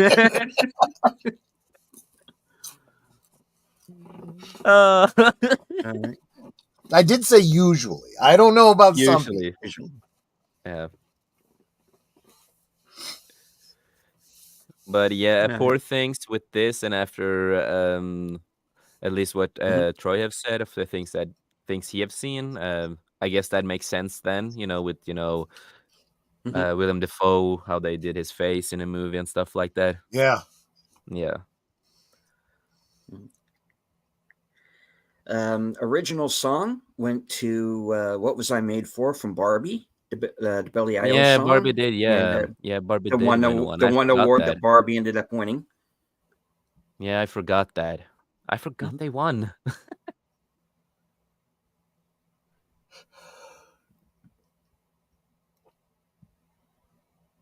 I do think that I'd like to see, just for irony's sake, I'd like to see I'm Just Ken become like an anthem for some sort of men's movement. Yeah. I think that would be apropos. Very good. Okay. Live action short, The Wonderful Story of Henry Sugar. I'm not surprised by this. This is a short film directed by Wes Anderson, starring Benedict Cumberbatch. It played on HBO Max, I believe. So it was the high profile nominee. And a documentary short went to The Last Repair Shop. Again, the most high profile of the group of films here. So again, not a surprise. Animated short went to War Is Over, inspired by the music of John and Yoko. Haven't seen it or any on the list, but me neither. Maybe I will take a look of that War Is Over just to see, because it is inspired by John and Yuko. So maybe I will just take a look, see how it is. My colleagues and I were talking about Barbie today, and my boss said he thought it would be hilarious if all the wins for Barbie were given to men. Well, Um, that Well, Ryan the guy Gosling that has won. He has won earlier awards, last year. yeah. Yeah, for Mhm. the Ken song and stuff. And again, Hillary was not fan of that because it needs to be female, Margot and stuff. So yeah. Hmm. Hashtag Hillary Barbie. Yeah. Okay. But yeah, it wasn't the most horrible Well, list. Not the most no. horrible. Some of them were good choices, at Yeah. least. Agreed. Especially for the ones I've seen. Yeah. So Yeah. what do you I mean, think, all in Troy? all,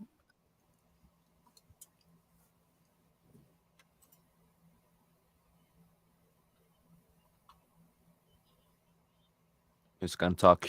is it? I was like, let's see how long this can last.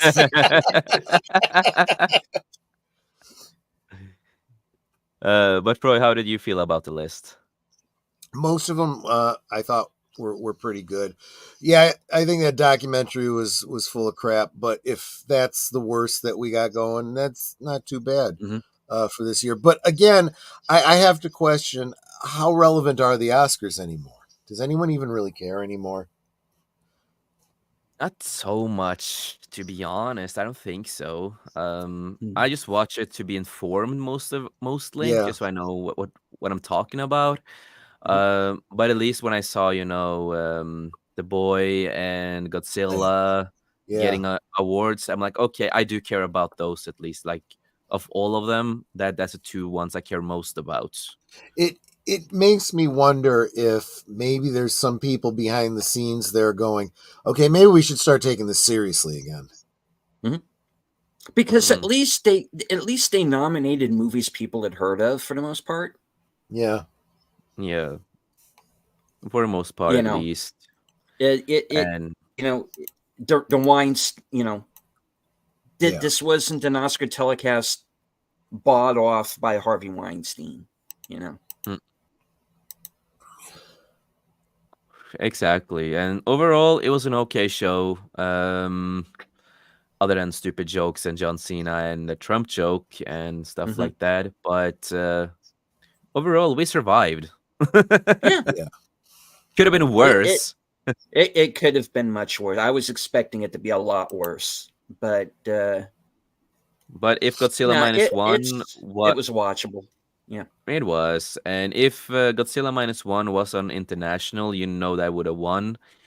Because one thing I do agree with the earlier comments that we did get on the show we did is that they are mostly going after what's of the popularity and not good acting most of the time and stuff like that. They go mostly off the popularity of stuff. That what's trending most of the times because that's what they normally do, and that we have seen a lot of.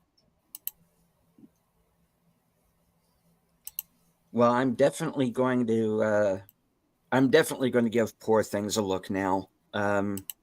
I avoided it before, but and I still have some qualms about it. Mm, Um, but I guess I'll give it a look now. yeah, Anatomy of a Fall. I'm going to go. Got screenplay. I'm going to give that a look now. Um, and Boy in the the Heron. I'd anime like to movie. get to. Yeah, Yeah. Um, well, I guess we could talk about this hey now Jason, since won't you? Sashi's Hell to bringing the it up fuck in the no! Hell to the fuck yeah. no, Shashi. Are you crazy? Maybe back in the day if I was on drugs, but Mhm. because I used to look like that. Well, let's go into this for a moment since you talk about it. You have some thoughts on the Crow remake, I have Jason. a I'd lot like of you. I have a lot of thoughts about this, Mhm. and this is a complete fucking mistake to do a Mm. remake and a reimagined remake of the original Crow movie, and it's for the modern audience, as you can see when you look at, for example, pictures of Bill Skarsgård, who is a good actor, but They made him look like the Joker in Suicide Squad, Yeah. just on cocaine and other stuff. And oh God, when I look at that, even look at the tattoo with the nipple. Look at the tattoo with the nipple. It's so stupid. And this is, yes, the Crow is edgy. It's, it is an anti-hero. It's really gothic.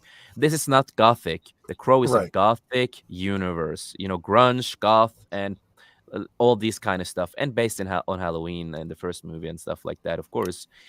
And they also, recasted, and you had to have, of course, blackwashing a white character again in a movie, of course, because you need diversity, of course.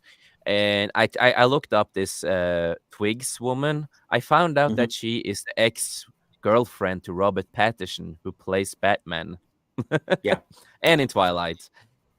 And this is not grungy. This is not gothic. He looks like a modern rapper on cocaine and lean and everything that they do these days. He reminds me of these kind of people. And again, Eric Draven is supposed to be in a rock band. He's gonna be a rocker. He's gonna look gothic, looking normal but more gothic. He doesn't have all these tattoos, this stupid haircut. He has a really simple style that's grungy. Because he was based on two famous people. I don't remember their names right now, but I don't like this at all. Am I gonna watch it to see what the fuck they've done? Yes, I will take that bullet because I know a lot of my other co-hosts will not watch it. But I'm gonna watch it to see what the hell they've done with the story and what they have messed up. And we have to remember this movie has been going on for many years now. Lost directors, lost actors. Remember, at some point, Jason Momoa was gonna play the Crow. And he was a big fan of the Crow, but again, he doesn't have the body to it. He's too buff, too buff, too masculine in that kind of sense. But he also left. He also left the project. So many people left the project. This is like what I call the Flash situation. We all know about the Flash movie. Right. How many years it took to get that on screen, how many people they lost, and everything like that. The Flash movie went so bad that even Ezra Miller wanted to write and direct the movie. That would have been even worse than what we got. Yeah. And again, if you want to do a Crow universe movie, if you want to do a Crow again, I don't mind doing a Crow movie, but it's all about, we already have Eric Draven's story. Even James O'Barr would not wish to basically have a reboot in this kind of sense. Even for James O'Barr, for him, it was even just one movie. He didn't care much about the sequels. For him, it was only that one movie. And it's a lot of history, why, and behind it.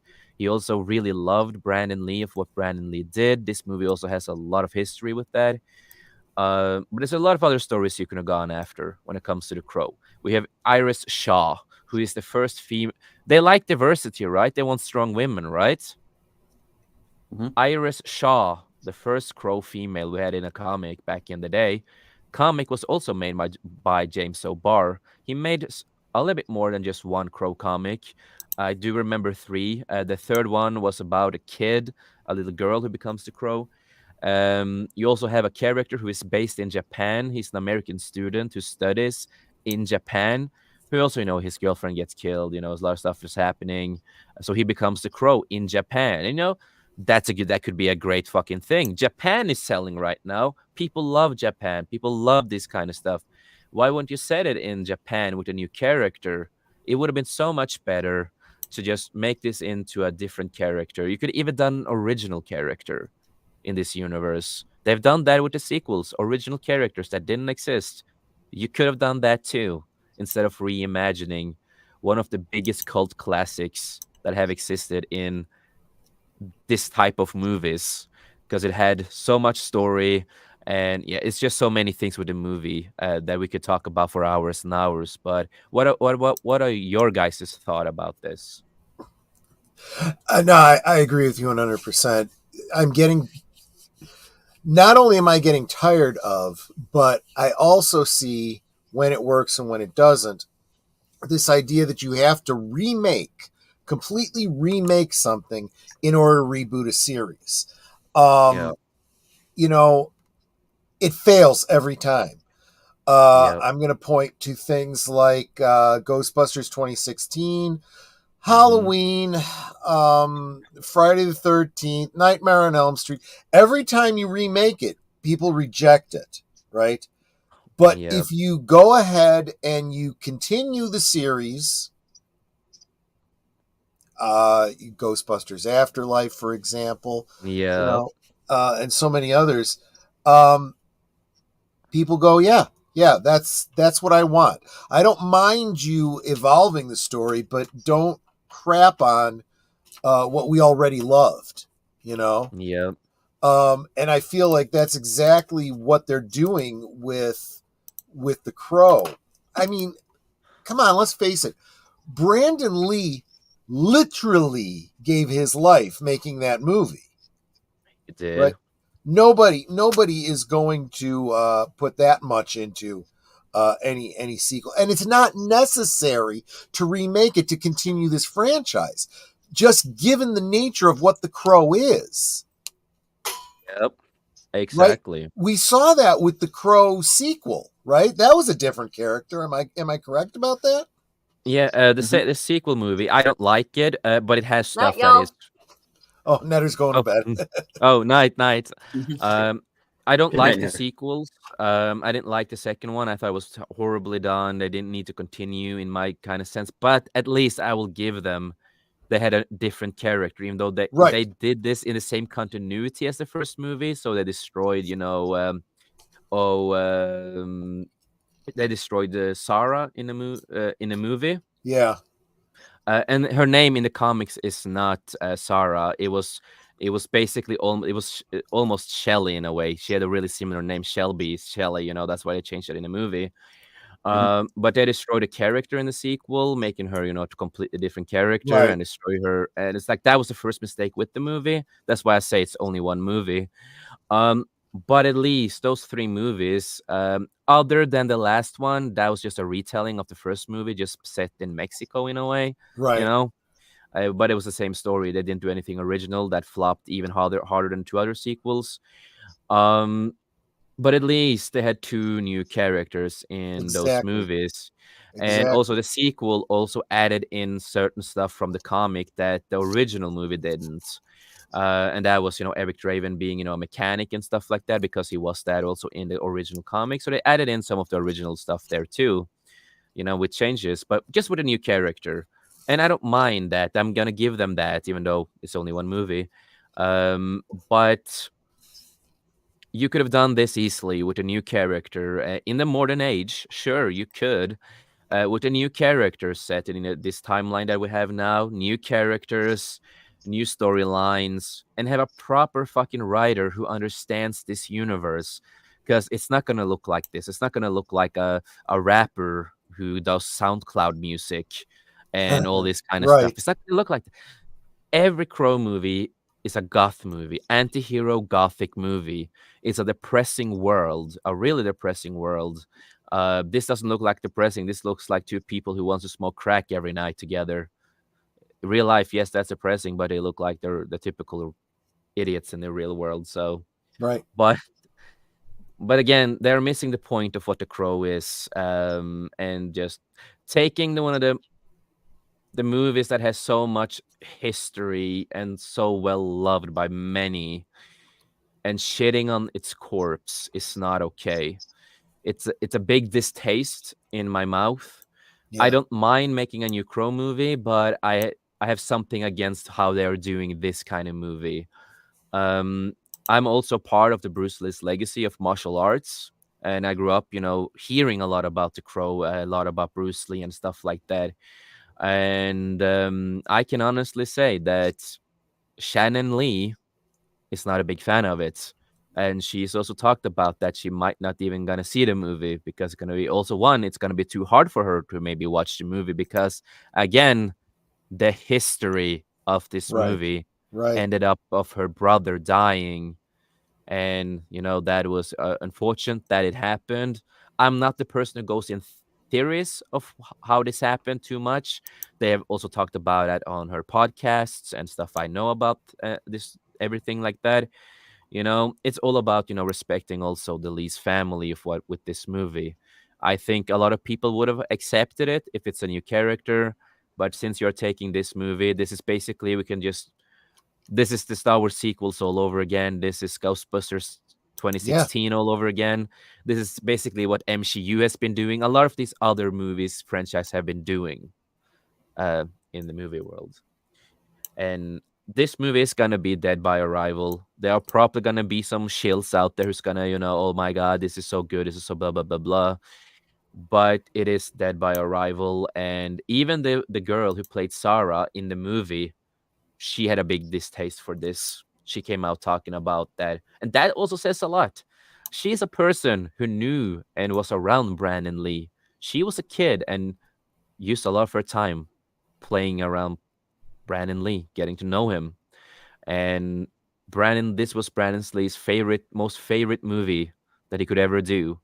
This was his peak to finally go out of his father's footsteps and actually become his own man, right? Right. And then he could have also after the Crow movie, he had did you goddamn talking Words. words when you talked so much. But this was his outbreak role, but unfortunately it ended in tragedy. And after the Crow movie, he was also a fan of the Crow comics, by the way. That's why James O'Barr was so fucking happy about that, because a lot behind the scenes of the movie that was kind of funny and interesting. James O'Barr got a little annoyed by the company stuff and shit like that because they basically wanted to change the whole movie, and at some point they wanted Michael Jackson to play the main character. I'm like, oh what? my god! Oh my god!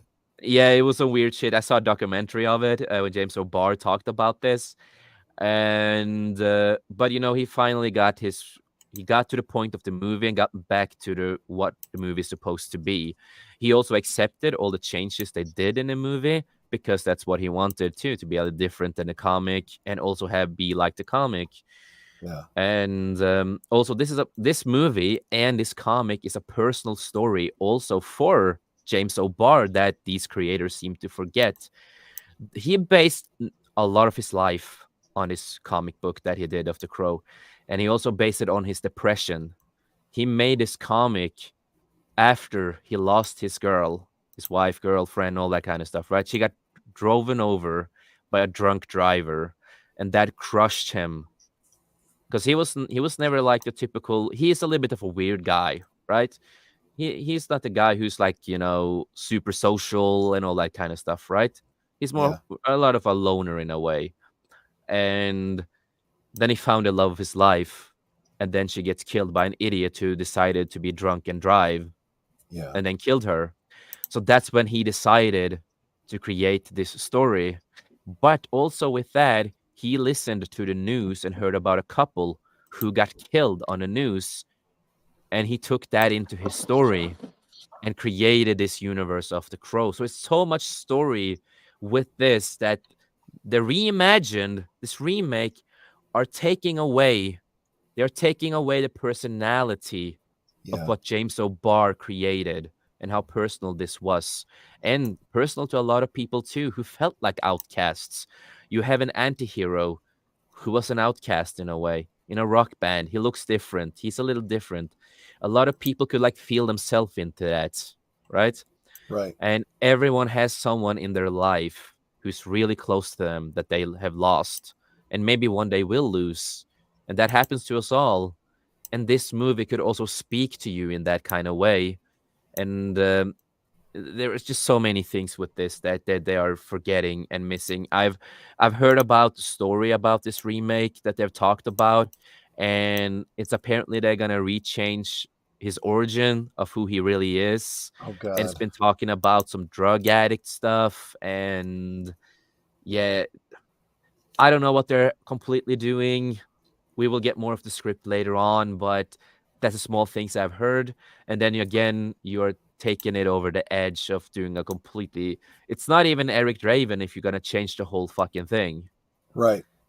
Exactly. So yeah, it's a lot of thoughts I have about this, and no, I will never support this project. The Crow is one of my favorite movies, favorite comic strips that exists. I love that more than I love Star Wars, and that says so much because everyone who knows me knows how big Yeah. Star Wars fan I am. But the Crow comics, the movie, they spoke heavily to me with all that.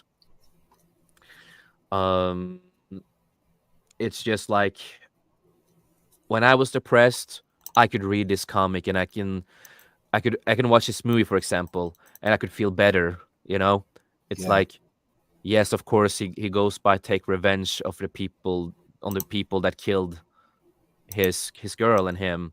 Of course, it's understandable because you're losing something really important to you. That could be your father, it can be your wife, it could be your sister, it could be your mother. It doesn't matter who it is, but it's someone really, really close to you. And it's just like it's a strong movie. It's a strong comic, and I wish this never happened. I wish that when I wish I understood the hint when everyone was leaving the project. I wish I understood like, yeah, this movie will not happen, but unfortunately it does, and they have a great actor. Unfortunately, Bill Skarsgård. I love him as an actor, good actor. His brothers are good actors, but unfortunately, I don't. I was gonna say I don't know what he's thinking other than money. Yeah. Well, and to be honest with you, from the actor's point of view, I say this. I say the same thing all the time. It's incumbent on you as an actor to choose your roles wisely. Yeah, And I think very much in a genre film like this, I don't think he knows um, what this he's. can fu- this Yeah. can Go. destroy a lot of his career as an actor because this is gonna get so much backlash. What I don't understand is a whole industry that at this point should know better, right? It's really not that difficult. Uh, People don't like remakes, and if you are adapting a comic, a beloved excuse me, pardon me, comic book or book or something like that, you better be faithful to it. Right now, Denny Yep. Villeneuve is getting a lot of flack from book Yep. fans as successful as Dune is. Yep. Some of the decisions he's made, people are not happy about. Exactly. Does anyone think that people are going to be fired up about? Look, I've said this about everything before. If you want to make something, I understand you want to make it for more than the fans. You want as big an audience as possible. But let me tell you, you must at least first please the fans. Because if you Not don't, you will trash have them nobody. and not trash them And also not like you trash do. them. That's true. But And who's going to go see this movie? Fans of The Crow. nope. No, they're not going to see this one. But who would go see a Crow movie? A Crow fan. And they will bring their significant others with them. And if Hmm. this is, a continuation of the original Crow, then maybe you bring your kids with you. I saw this movie when I was a kid. This, meant so much to me, whatever. You pass this on. You bring your friends with you for a movie night. That's Yep. how you get an audience. You don't get it Exactly. by pissing off all the original fans. Exactly. And No, I that's what we're totally agree doing with that. here. Exactly. And no, it's just a big distaste. And I also want to say this, yes, you can always make small changes in movies and TV shows and stuff like that. But again, you always have to remember what Peter Jackson also have said. Yeah. Never push your own agendas or anything of your own stuff into it. It's not your universe. Right. You can change certain stuff, of course you can, but you still have to respect the source, where it comes from and what it is, and the soul and from what it is. And we also have to remember, of course, Michael Massey, who he's the guy who shot the gun, Right. Mhm. and he was never the same again after this movie. He never watched the No. movie. He was never the same again after this movie. it really ruined his life. And a lot of people gave him slack at the time and made theories that he did it on purpose. And no, he didn't. Just stop with those theories. He didn't. He felt so much remorse and sadness and depression because of that, because he was also friends with Brandon. They worked on this film together. And accidentally, he was the one who had the gun that fired Right. off.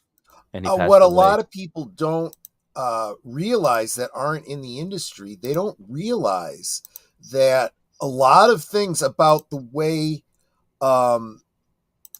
they even deal with firearms on sets were changed because Yep. of that accident. Yep. It was. And but unfortunately we're getting this movie. And I just want to say one fantastic thing that I remember of The Crow is like the first time I was watching the movie as a child. That was the first movie I ever bought with my own money, Oh, of all things. Because it was the first time I ever went to it was an 18 plus store with movies and comics. They had everything from, real 18 plus Spawn comics, The Crow, and everything, right? I was not allowed to go in, but the owner, actually where I live now, is actually where the shop was. So interesting. every time I go down in the street, I remember the place I used to walk into. Unfortunately, it's no longer there, of course, but I have such good memories, right? Yeah. I used to be there so much, but I was the only kid who was allowed to go in there under 18. As I was a small kid, probably 8, 9, and 10 and shit. But I was laser disc. That's cool.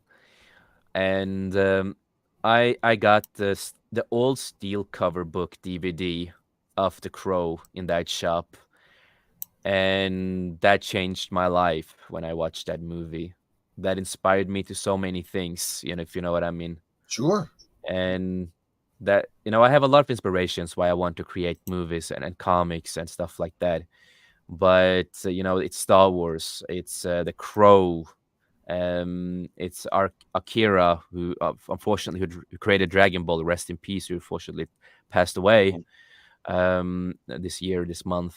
But they are like George Lucas, James O'Barr, and Akira are three people that have inspired me to have the style I have of movies, writing, and all that kind of stuff. And The Crow is why I like it to be a little gothic, a little dark movies. That's why I don't mind the Zack Snyder DC universe, because The Crow is what made me like these kind of universes, if you know what I mean. Sure. That's like my reasoning. And I have so much good memories with this. And the first time I got the hold of the comic and reading it, and how it's a lot of different and more gory and more hardcore than the movie, of course. But still, it's so much good in that comic too, and how different it is.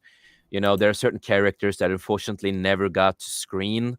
One of the characters in The Crow, I don't remember his name right now, but he had like a skull mask on, like a skull face. Uh-huh. There is a deleted scene where you can see him and Brandon talk, and it's a famous actor who plays him too, who's played in a lot of stuff.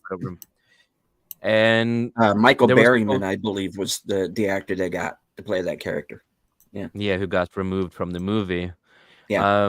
And the reason he got removed from the movie is because they didn't have enough footage with him and Brandon to do that story. And they would have explained a lot more, with the Crow and everything. And unfortunately, after Brandon passed, they didn't have enough scenes with that, so they had to cut that from the movie. And that's also really sad. But one thing we can take out of this before we go to something else and stuff like that is that we're getting a 4K version of the Crow movie, the original Brandon Lee. We're getting a 4K version of the movie with more special features and stuff like that. And I just want to say, it's really funny that you're releasing the 4K right now while this movie is going to come out. Which do you think is going to sell better, the new movie or the 4K disc of The Crow? Well, true, yeah. Yep, it's a 4K one. Exactly. And a little last thing I can add is that they did try to do a Crow TV series with Mhm. Mark Seuss, or how his name is again. He's a martial artist. I love him as an actor and martial artist, but they tried to remake the Crow universe into a TV series. It flopped, and it got a lot of backlash, and that's because they did basically what they're doing here, remaking it. But Mm. the TV series, you want to know how low they went when it came to like selling DVDs and covers and stuff like that? They knew the show was going to be really terrible. They knew this was flopping, right? Yeah. They took a poster with Brandon Lee and used that as a cover for the TV series. Yikes. That is disrespectful. It's ghoulish, is what it really is. Yep. So even back then, they understood a remake can never happen. But unfortunately, it happens. But they should have learned back in that time. True.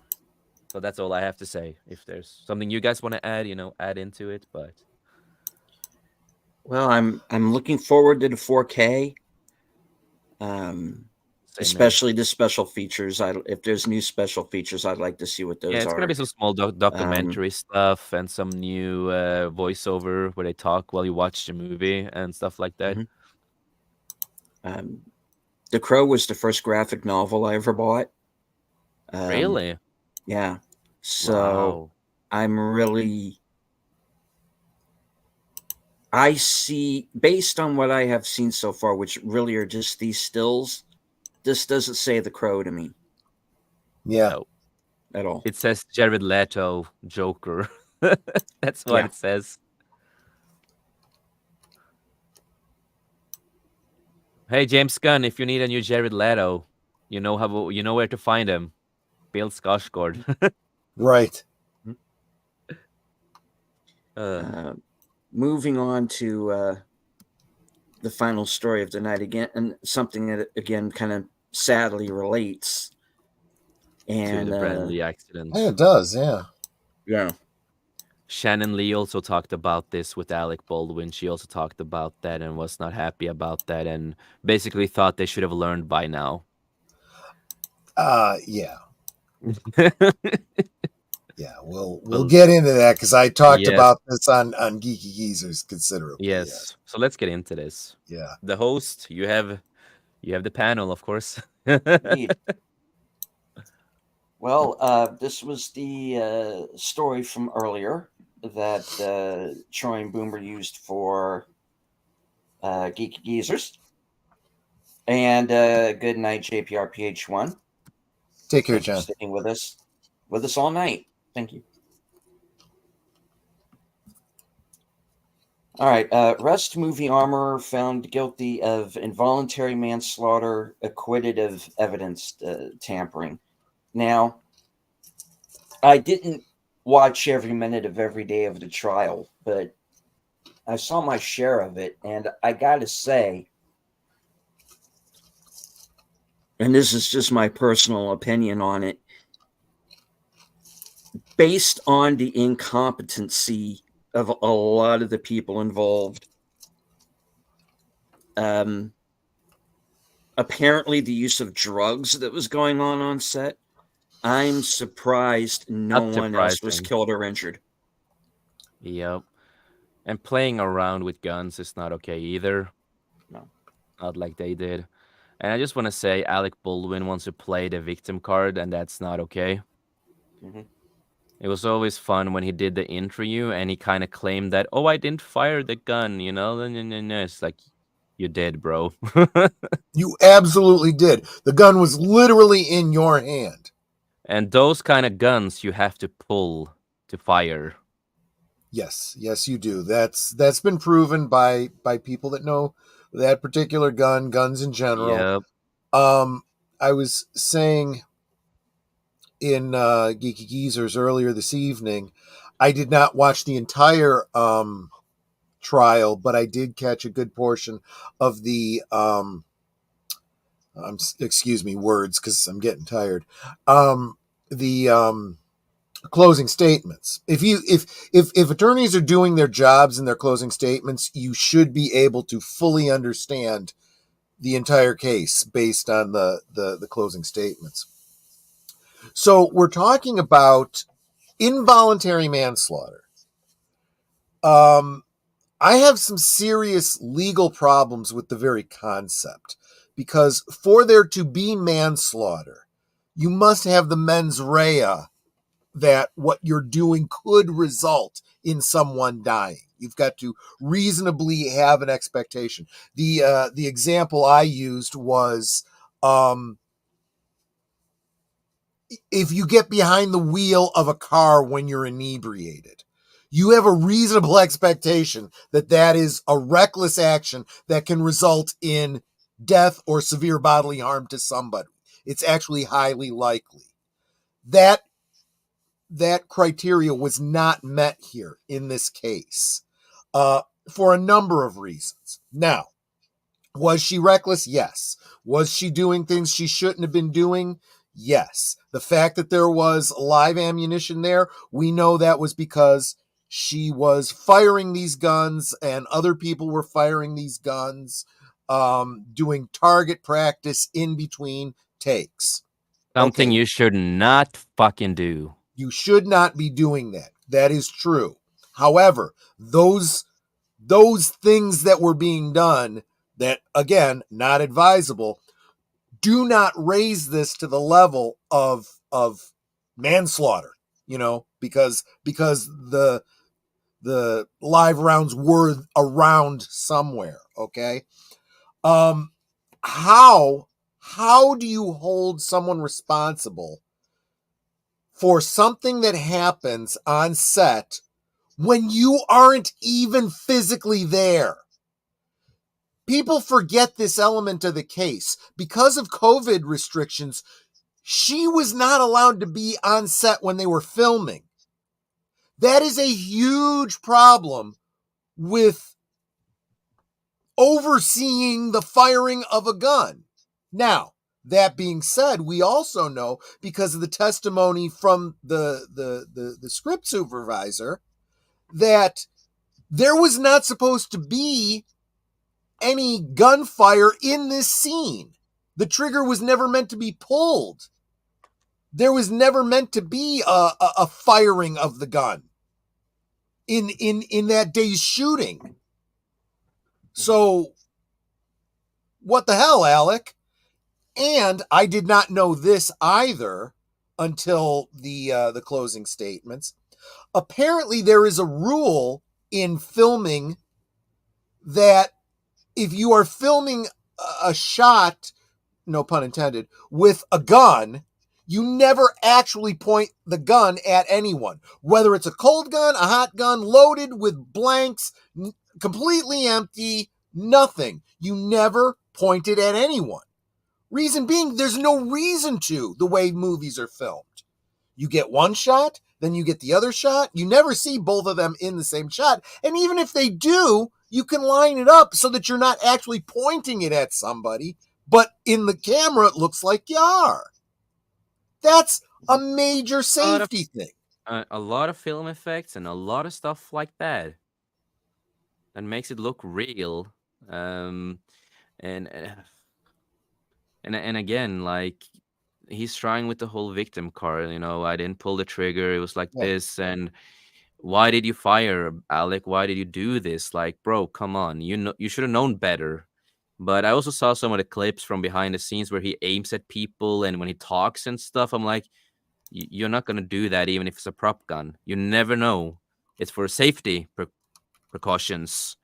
But he aims around when he talks with the gun on people. So one of the scenes, he aims on the person that films and talks, and I'm just like, bro, you should not be around fake guns or anything, bro.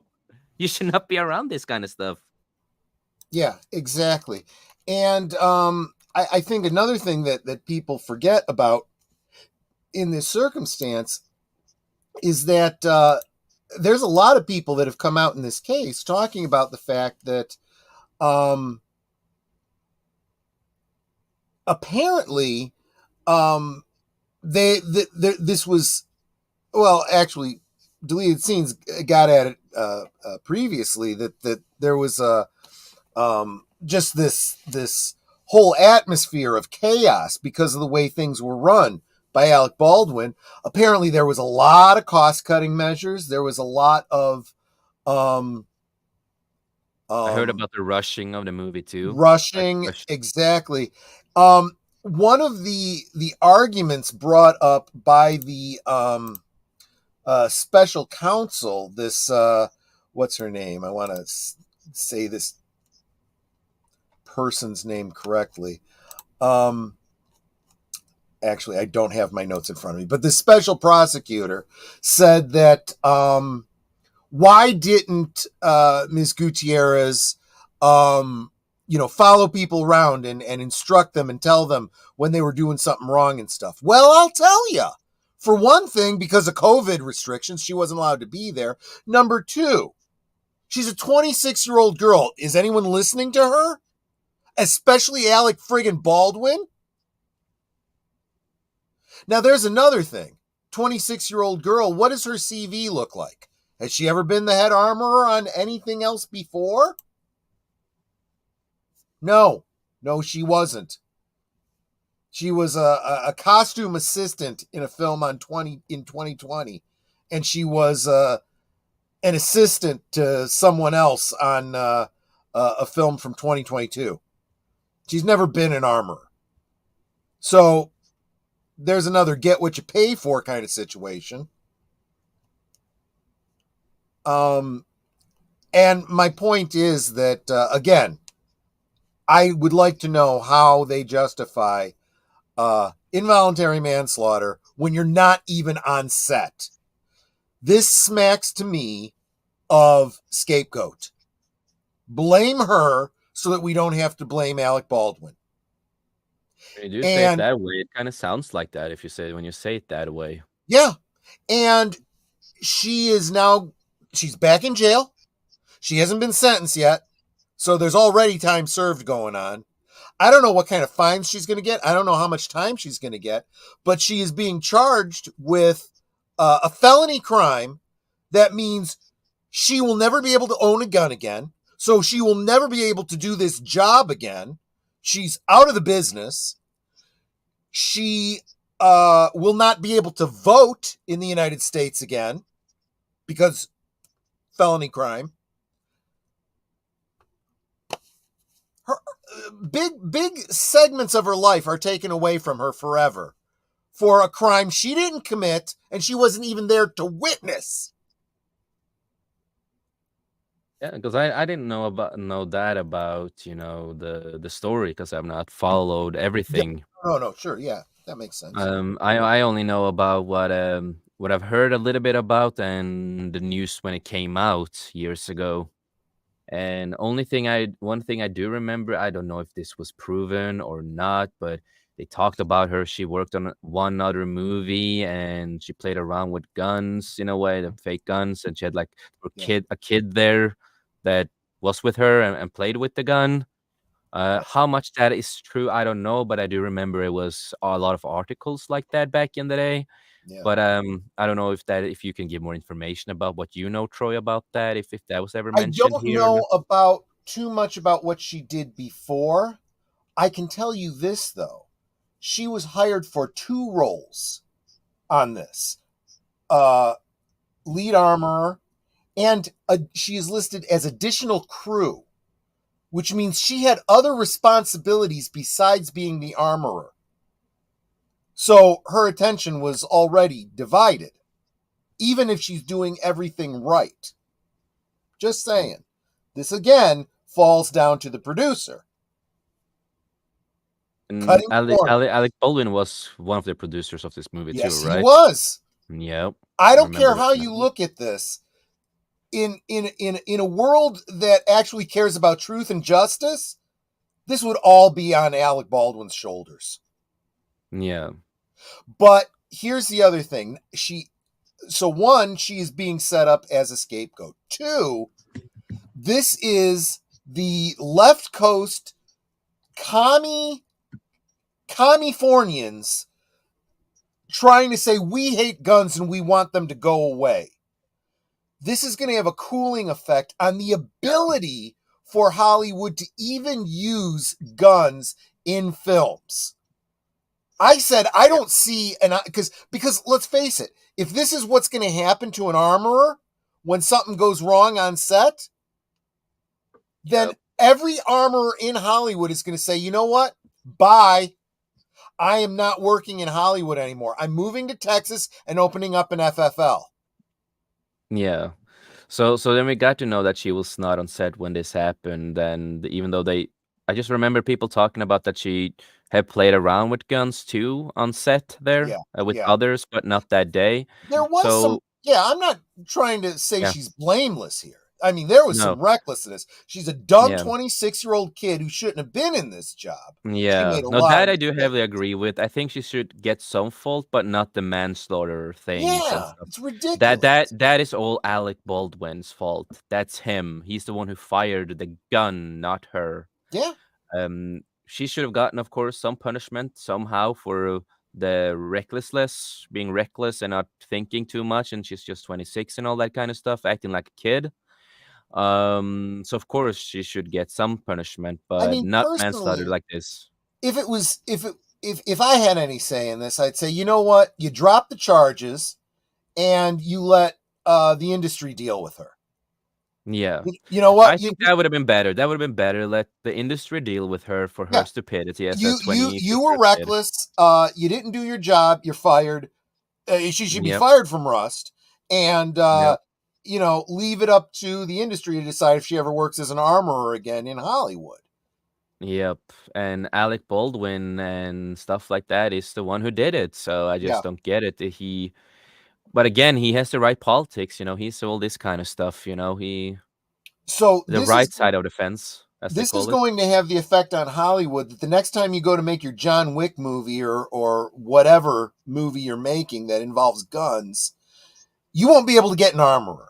So what you're going to have to do is you're going to have to do finger guns at everybody. And it's all going to have to be put in with CG. I'm not even really joking here. No, I totally understand that, because this will affect so much just because of his stupid ass of not firing, but firing. Yeah. It's gonna hurt the industry so much. It's like, are they gonna use like plastic guns that doesn't even cannot do anything? If they use fake plastic prop guns, you still need to have an armorer.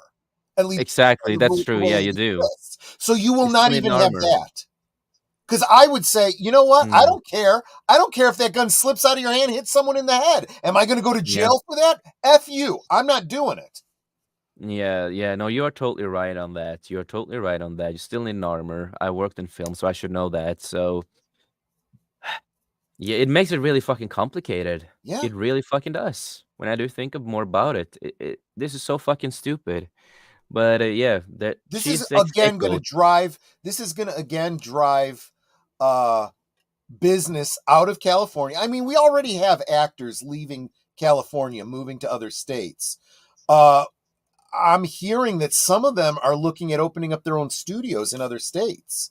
That Hollywood is no longer going to continue to be, the cornerstone of entertainment anymore in the United States. And but the way it's going now, I don't even see the United States continuing in its role in entertainment, as we're seeing other countries putting out better and better stuff, And here we have some other news from 2021. Mm-hmm. And this is apparently a incident on the set of the Nicolas Cage film, The Old Way, where she's Hannah Gutierrez-Reed is alleged to have been involved in a couple of safety incidents on that set, including apparently firing a gun off a little too close to our pal Mr. Cage. Yep. Who then got upset and left the set. Well, guys, let me tell you something. Even if it's blanks, a blank will kill you. That is enough to blow your eardrum out if you're too close to it. Yep. Yeah. So I do remember this kind of stuff from 2021, and again, it showed again that she is reckless and shouldn't be in the industry with being an armor or anything like that. No. And this does kind of raise the question: why'd you hire her in the first place, Alec? If Yeah. if Was that it to be cheap? Make the movie cheap as possible? Is that the case? exactly if her actions are considered what do you call it, involuntary manslaughter, then wouldn't it be equally involuntary manslaughter by you hiring her in the first place, cutting Exactly. And corners? also her father was Tel Red, who was, Hmm. also working, with as a Yeah, stunt man and other stuff that and armor and stuff like Yeah. that.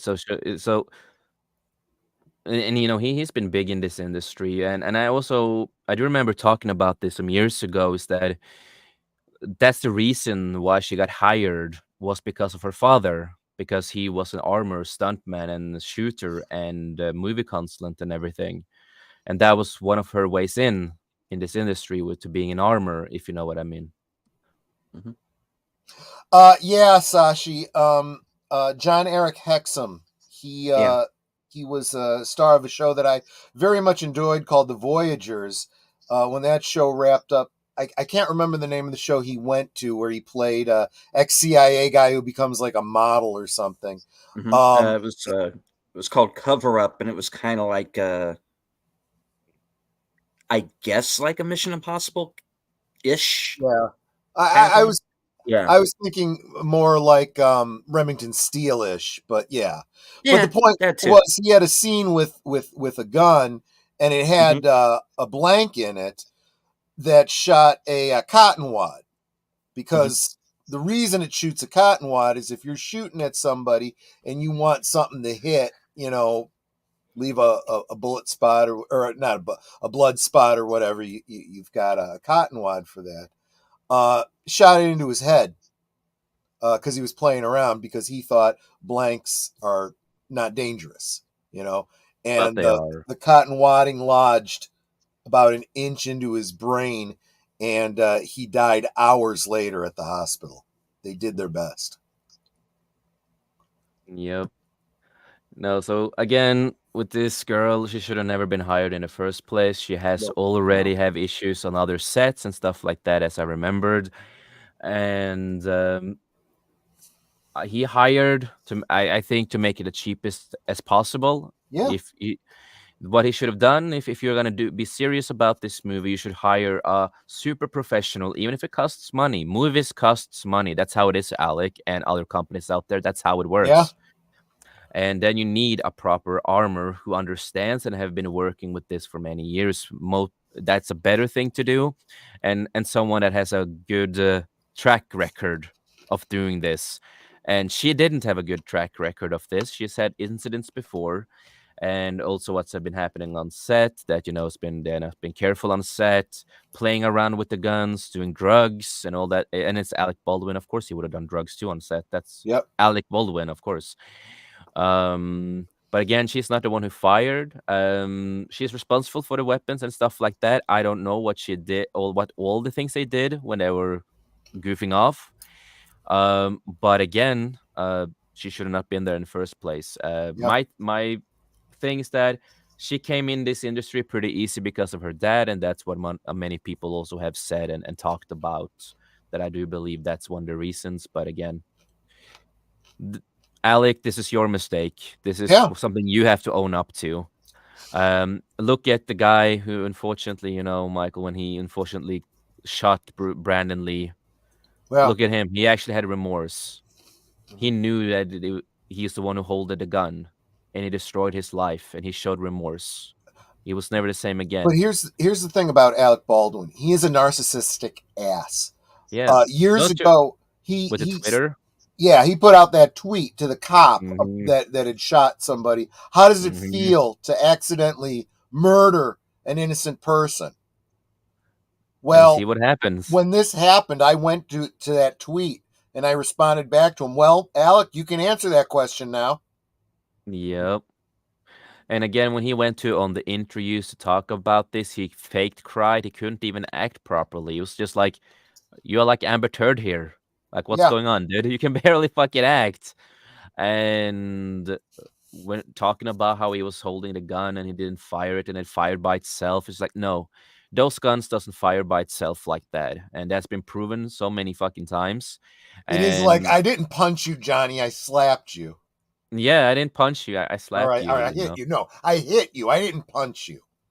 Yeah, right. What's your point? Yep. Either No. way, it's still abuse. Exactly. But the thing here is that no matter what, she's gonna be the scapegoat for him, Yeah. as far as I've understood with the trial, because I haven't followed the whole trial. So what I've understood, she's the scapegoat, even though she is part of the incident because, you know, being reckless and young and fucking stupid and should never been there first place.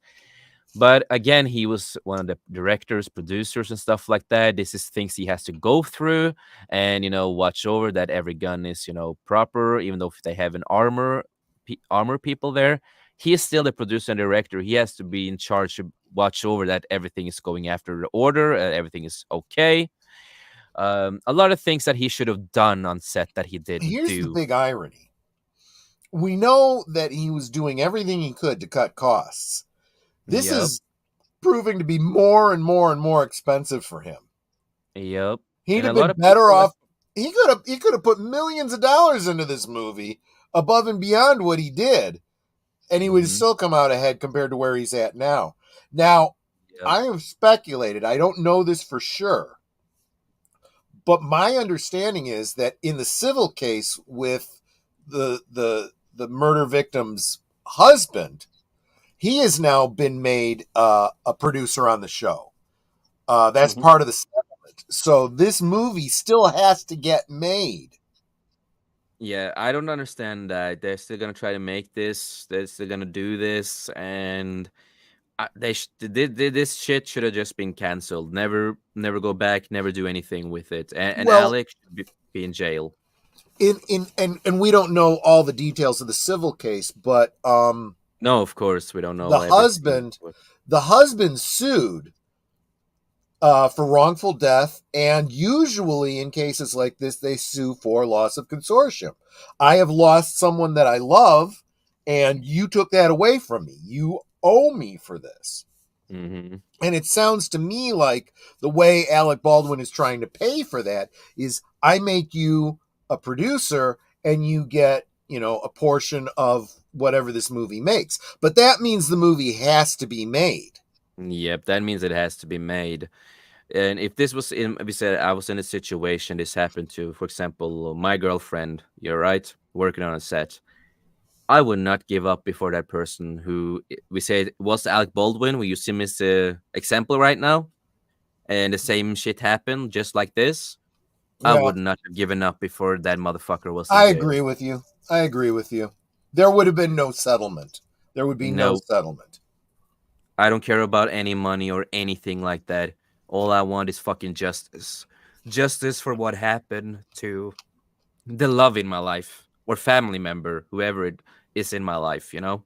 Yeah. So, Alec, you should be in jail. Done with the case. Yep. You should have a big fucking punishment. Of course, the girl should also get some punishment, but you don't use her as an scapegoat. Yep. You're not gonna escape from this. You have people after you, Alec.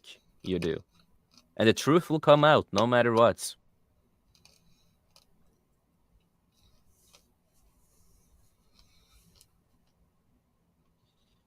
All right. Well,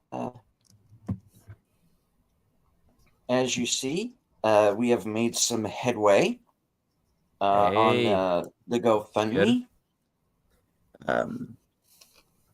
Well, folks, we still have a little bit to do, so please 2 days left. Was it? share out. Yes, so please share out the link. Wherever you can, we are calling all cars on this one. Let's make it happen. Let's make it happen for him. All right. A great show, guys. Thank you both for staying up after Yeah. a couple of long streams already and hanging out Yeah. with me. And The stores are open now. The food stores are open here in Norway. So Yeah, you're gonna go get breakfast now? I'm gonna Or go to the lunch? store. Yeah, I'm gonna go to the store after this. All righty. Well, let's go ahead and go around the horn and wrap it up. Jason, any last words? Well, I want to say thank you again for having me on. It was really fun being here. And we talked about some serious things here that I think is important to talk about, Mhm. that you can't just push away or anything like that, especially with Alec Baldwin and stuff like that. We have to talk about it. We have to make this, everybody has to know what's really going on as much as we can, because this is not okay. And a person like me who works with film and all that kind of stuff, and gonna work with my own films later on in life, this is things that I don't want to happen. I am so against these kind of things. Right. And other than that, Troy, it's always good to see you, man. You too, buddy. And other than that, as I always say, you can find me on, of course, 540 Studio. That's my channel. We talk about pop culture. On Tuesdays, we have The Beyond. On Wednesdays, we have Fivecast. And Tuesdays, it's on and off with The Beyond, because normally we try to have 2 shows in a week.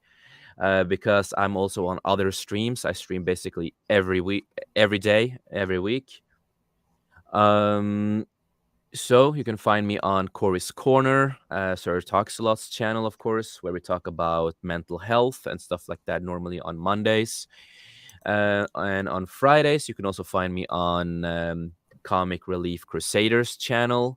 Don't know why he wanted me to be one of the hosts on the Friday shows, but apparently he liked me.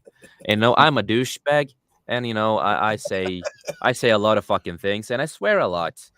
And me and Comic Crusader have proven one thing that people have to remember. He might be a Christian, and I might be a Norse pagan, but we both can still be friends There you go.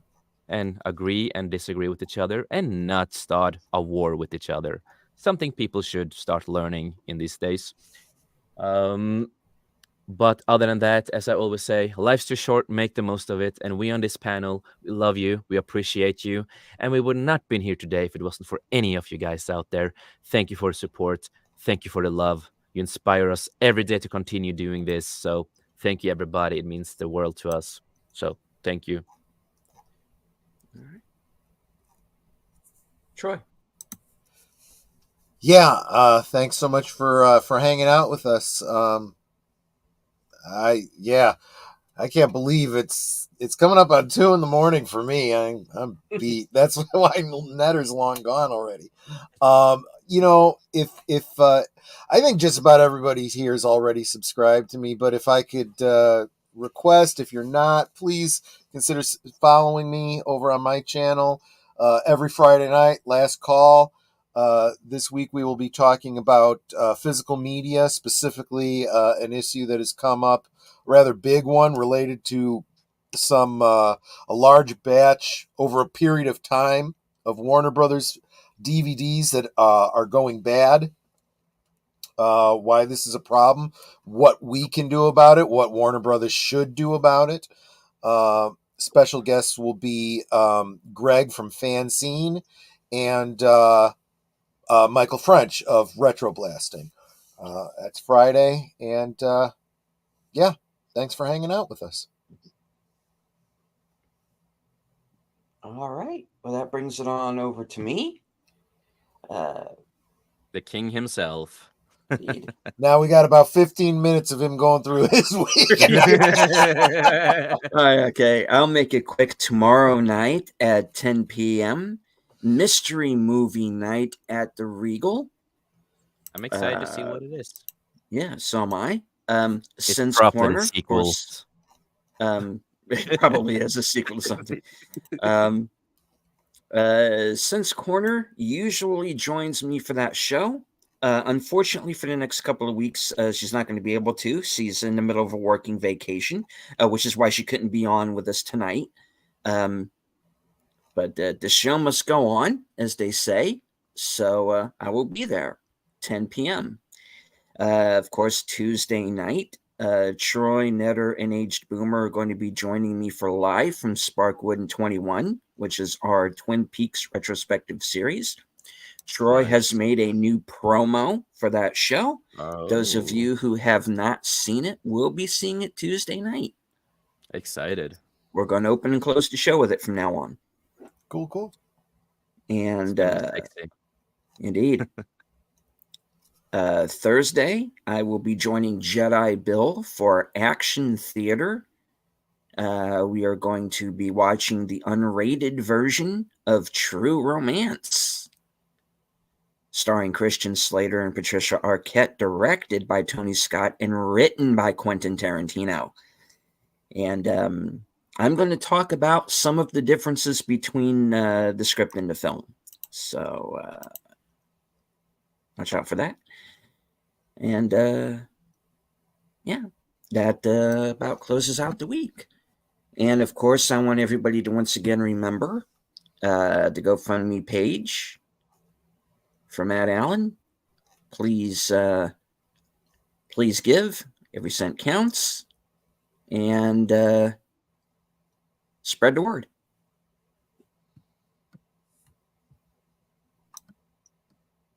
If you don't spread a word, you will Oh. have an angry Viking after you. Yes. Or John And Cena. of course, Or John Cena. no. Fuck. A naked John Cena. Oh God, I'm gonna run. I'm not And gonna of deal with course- that. I also want to remind everybody, Thursday things, 10 o'clock on Netters Network, Jedi Bill will be the guest. So, it's there. All right.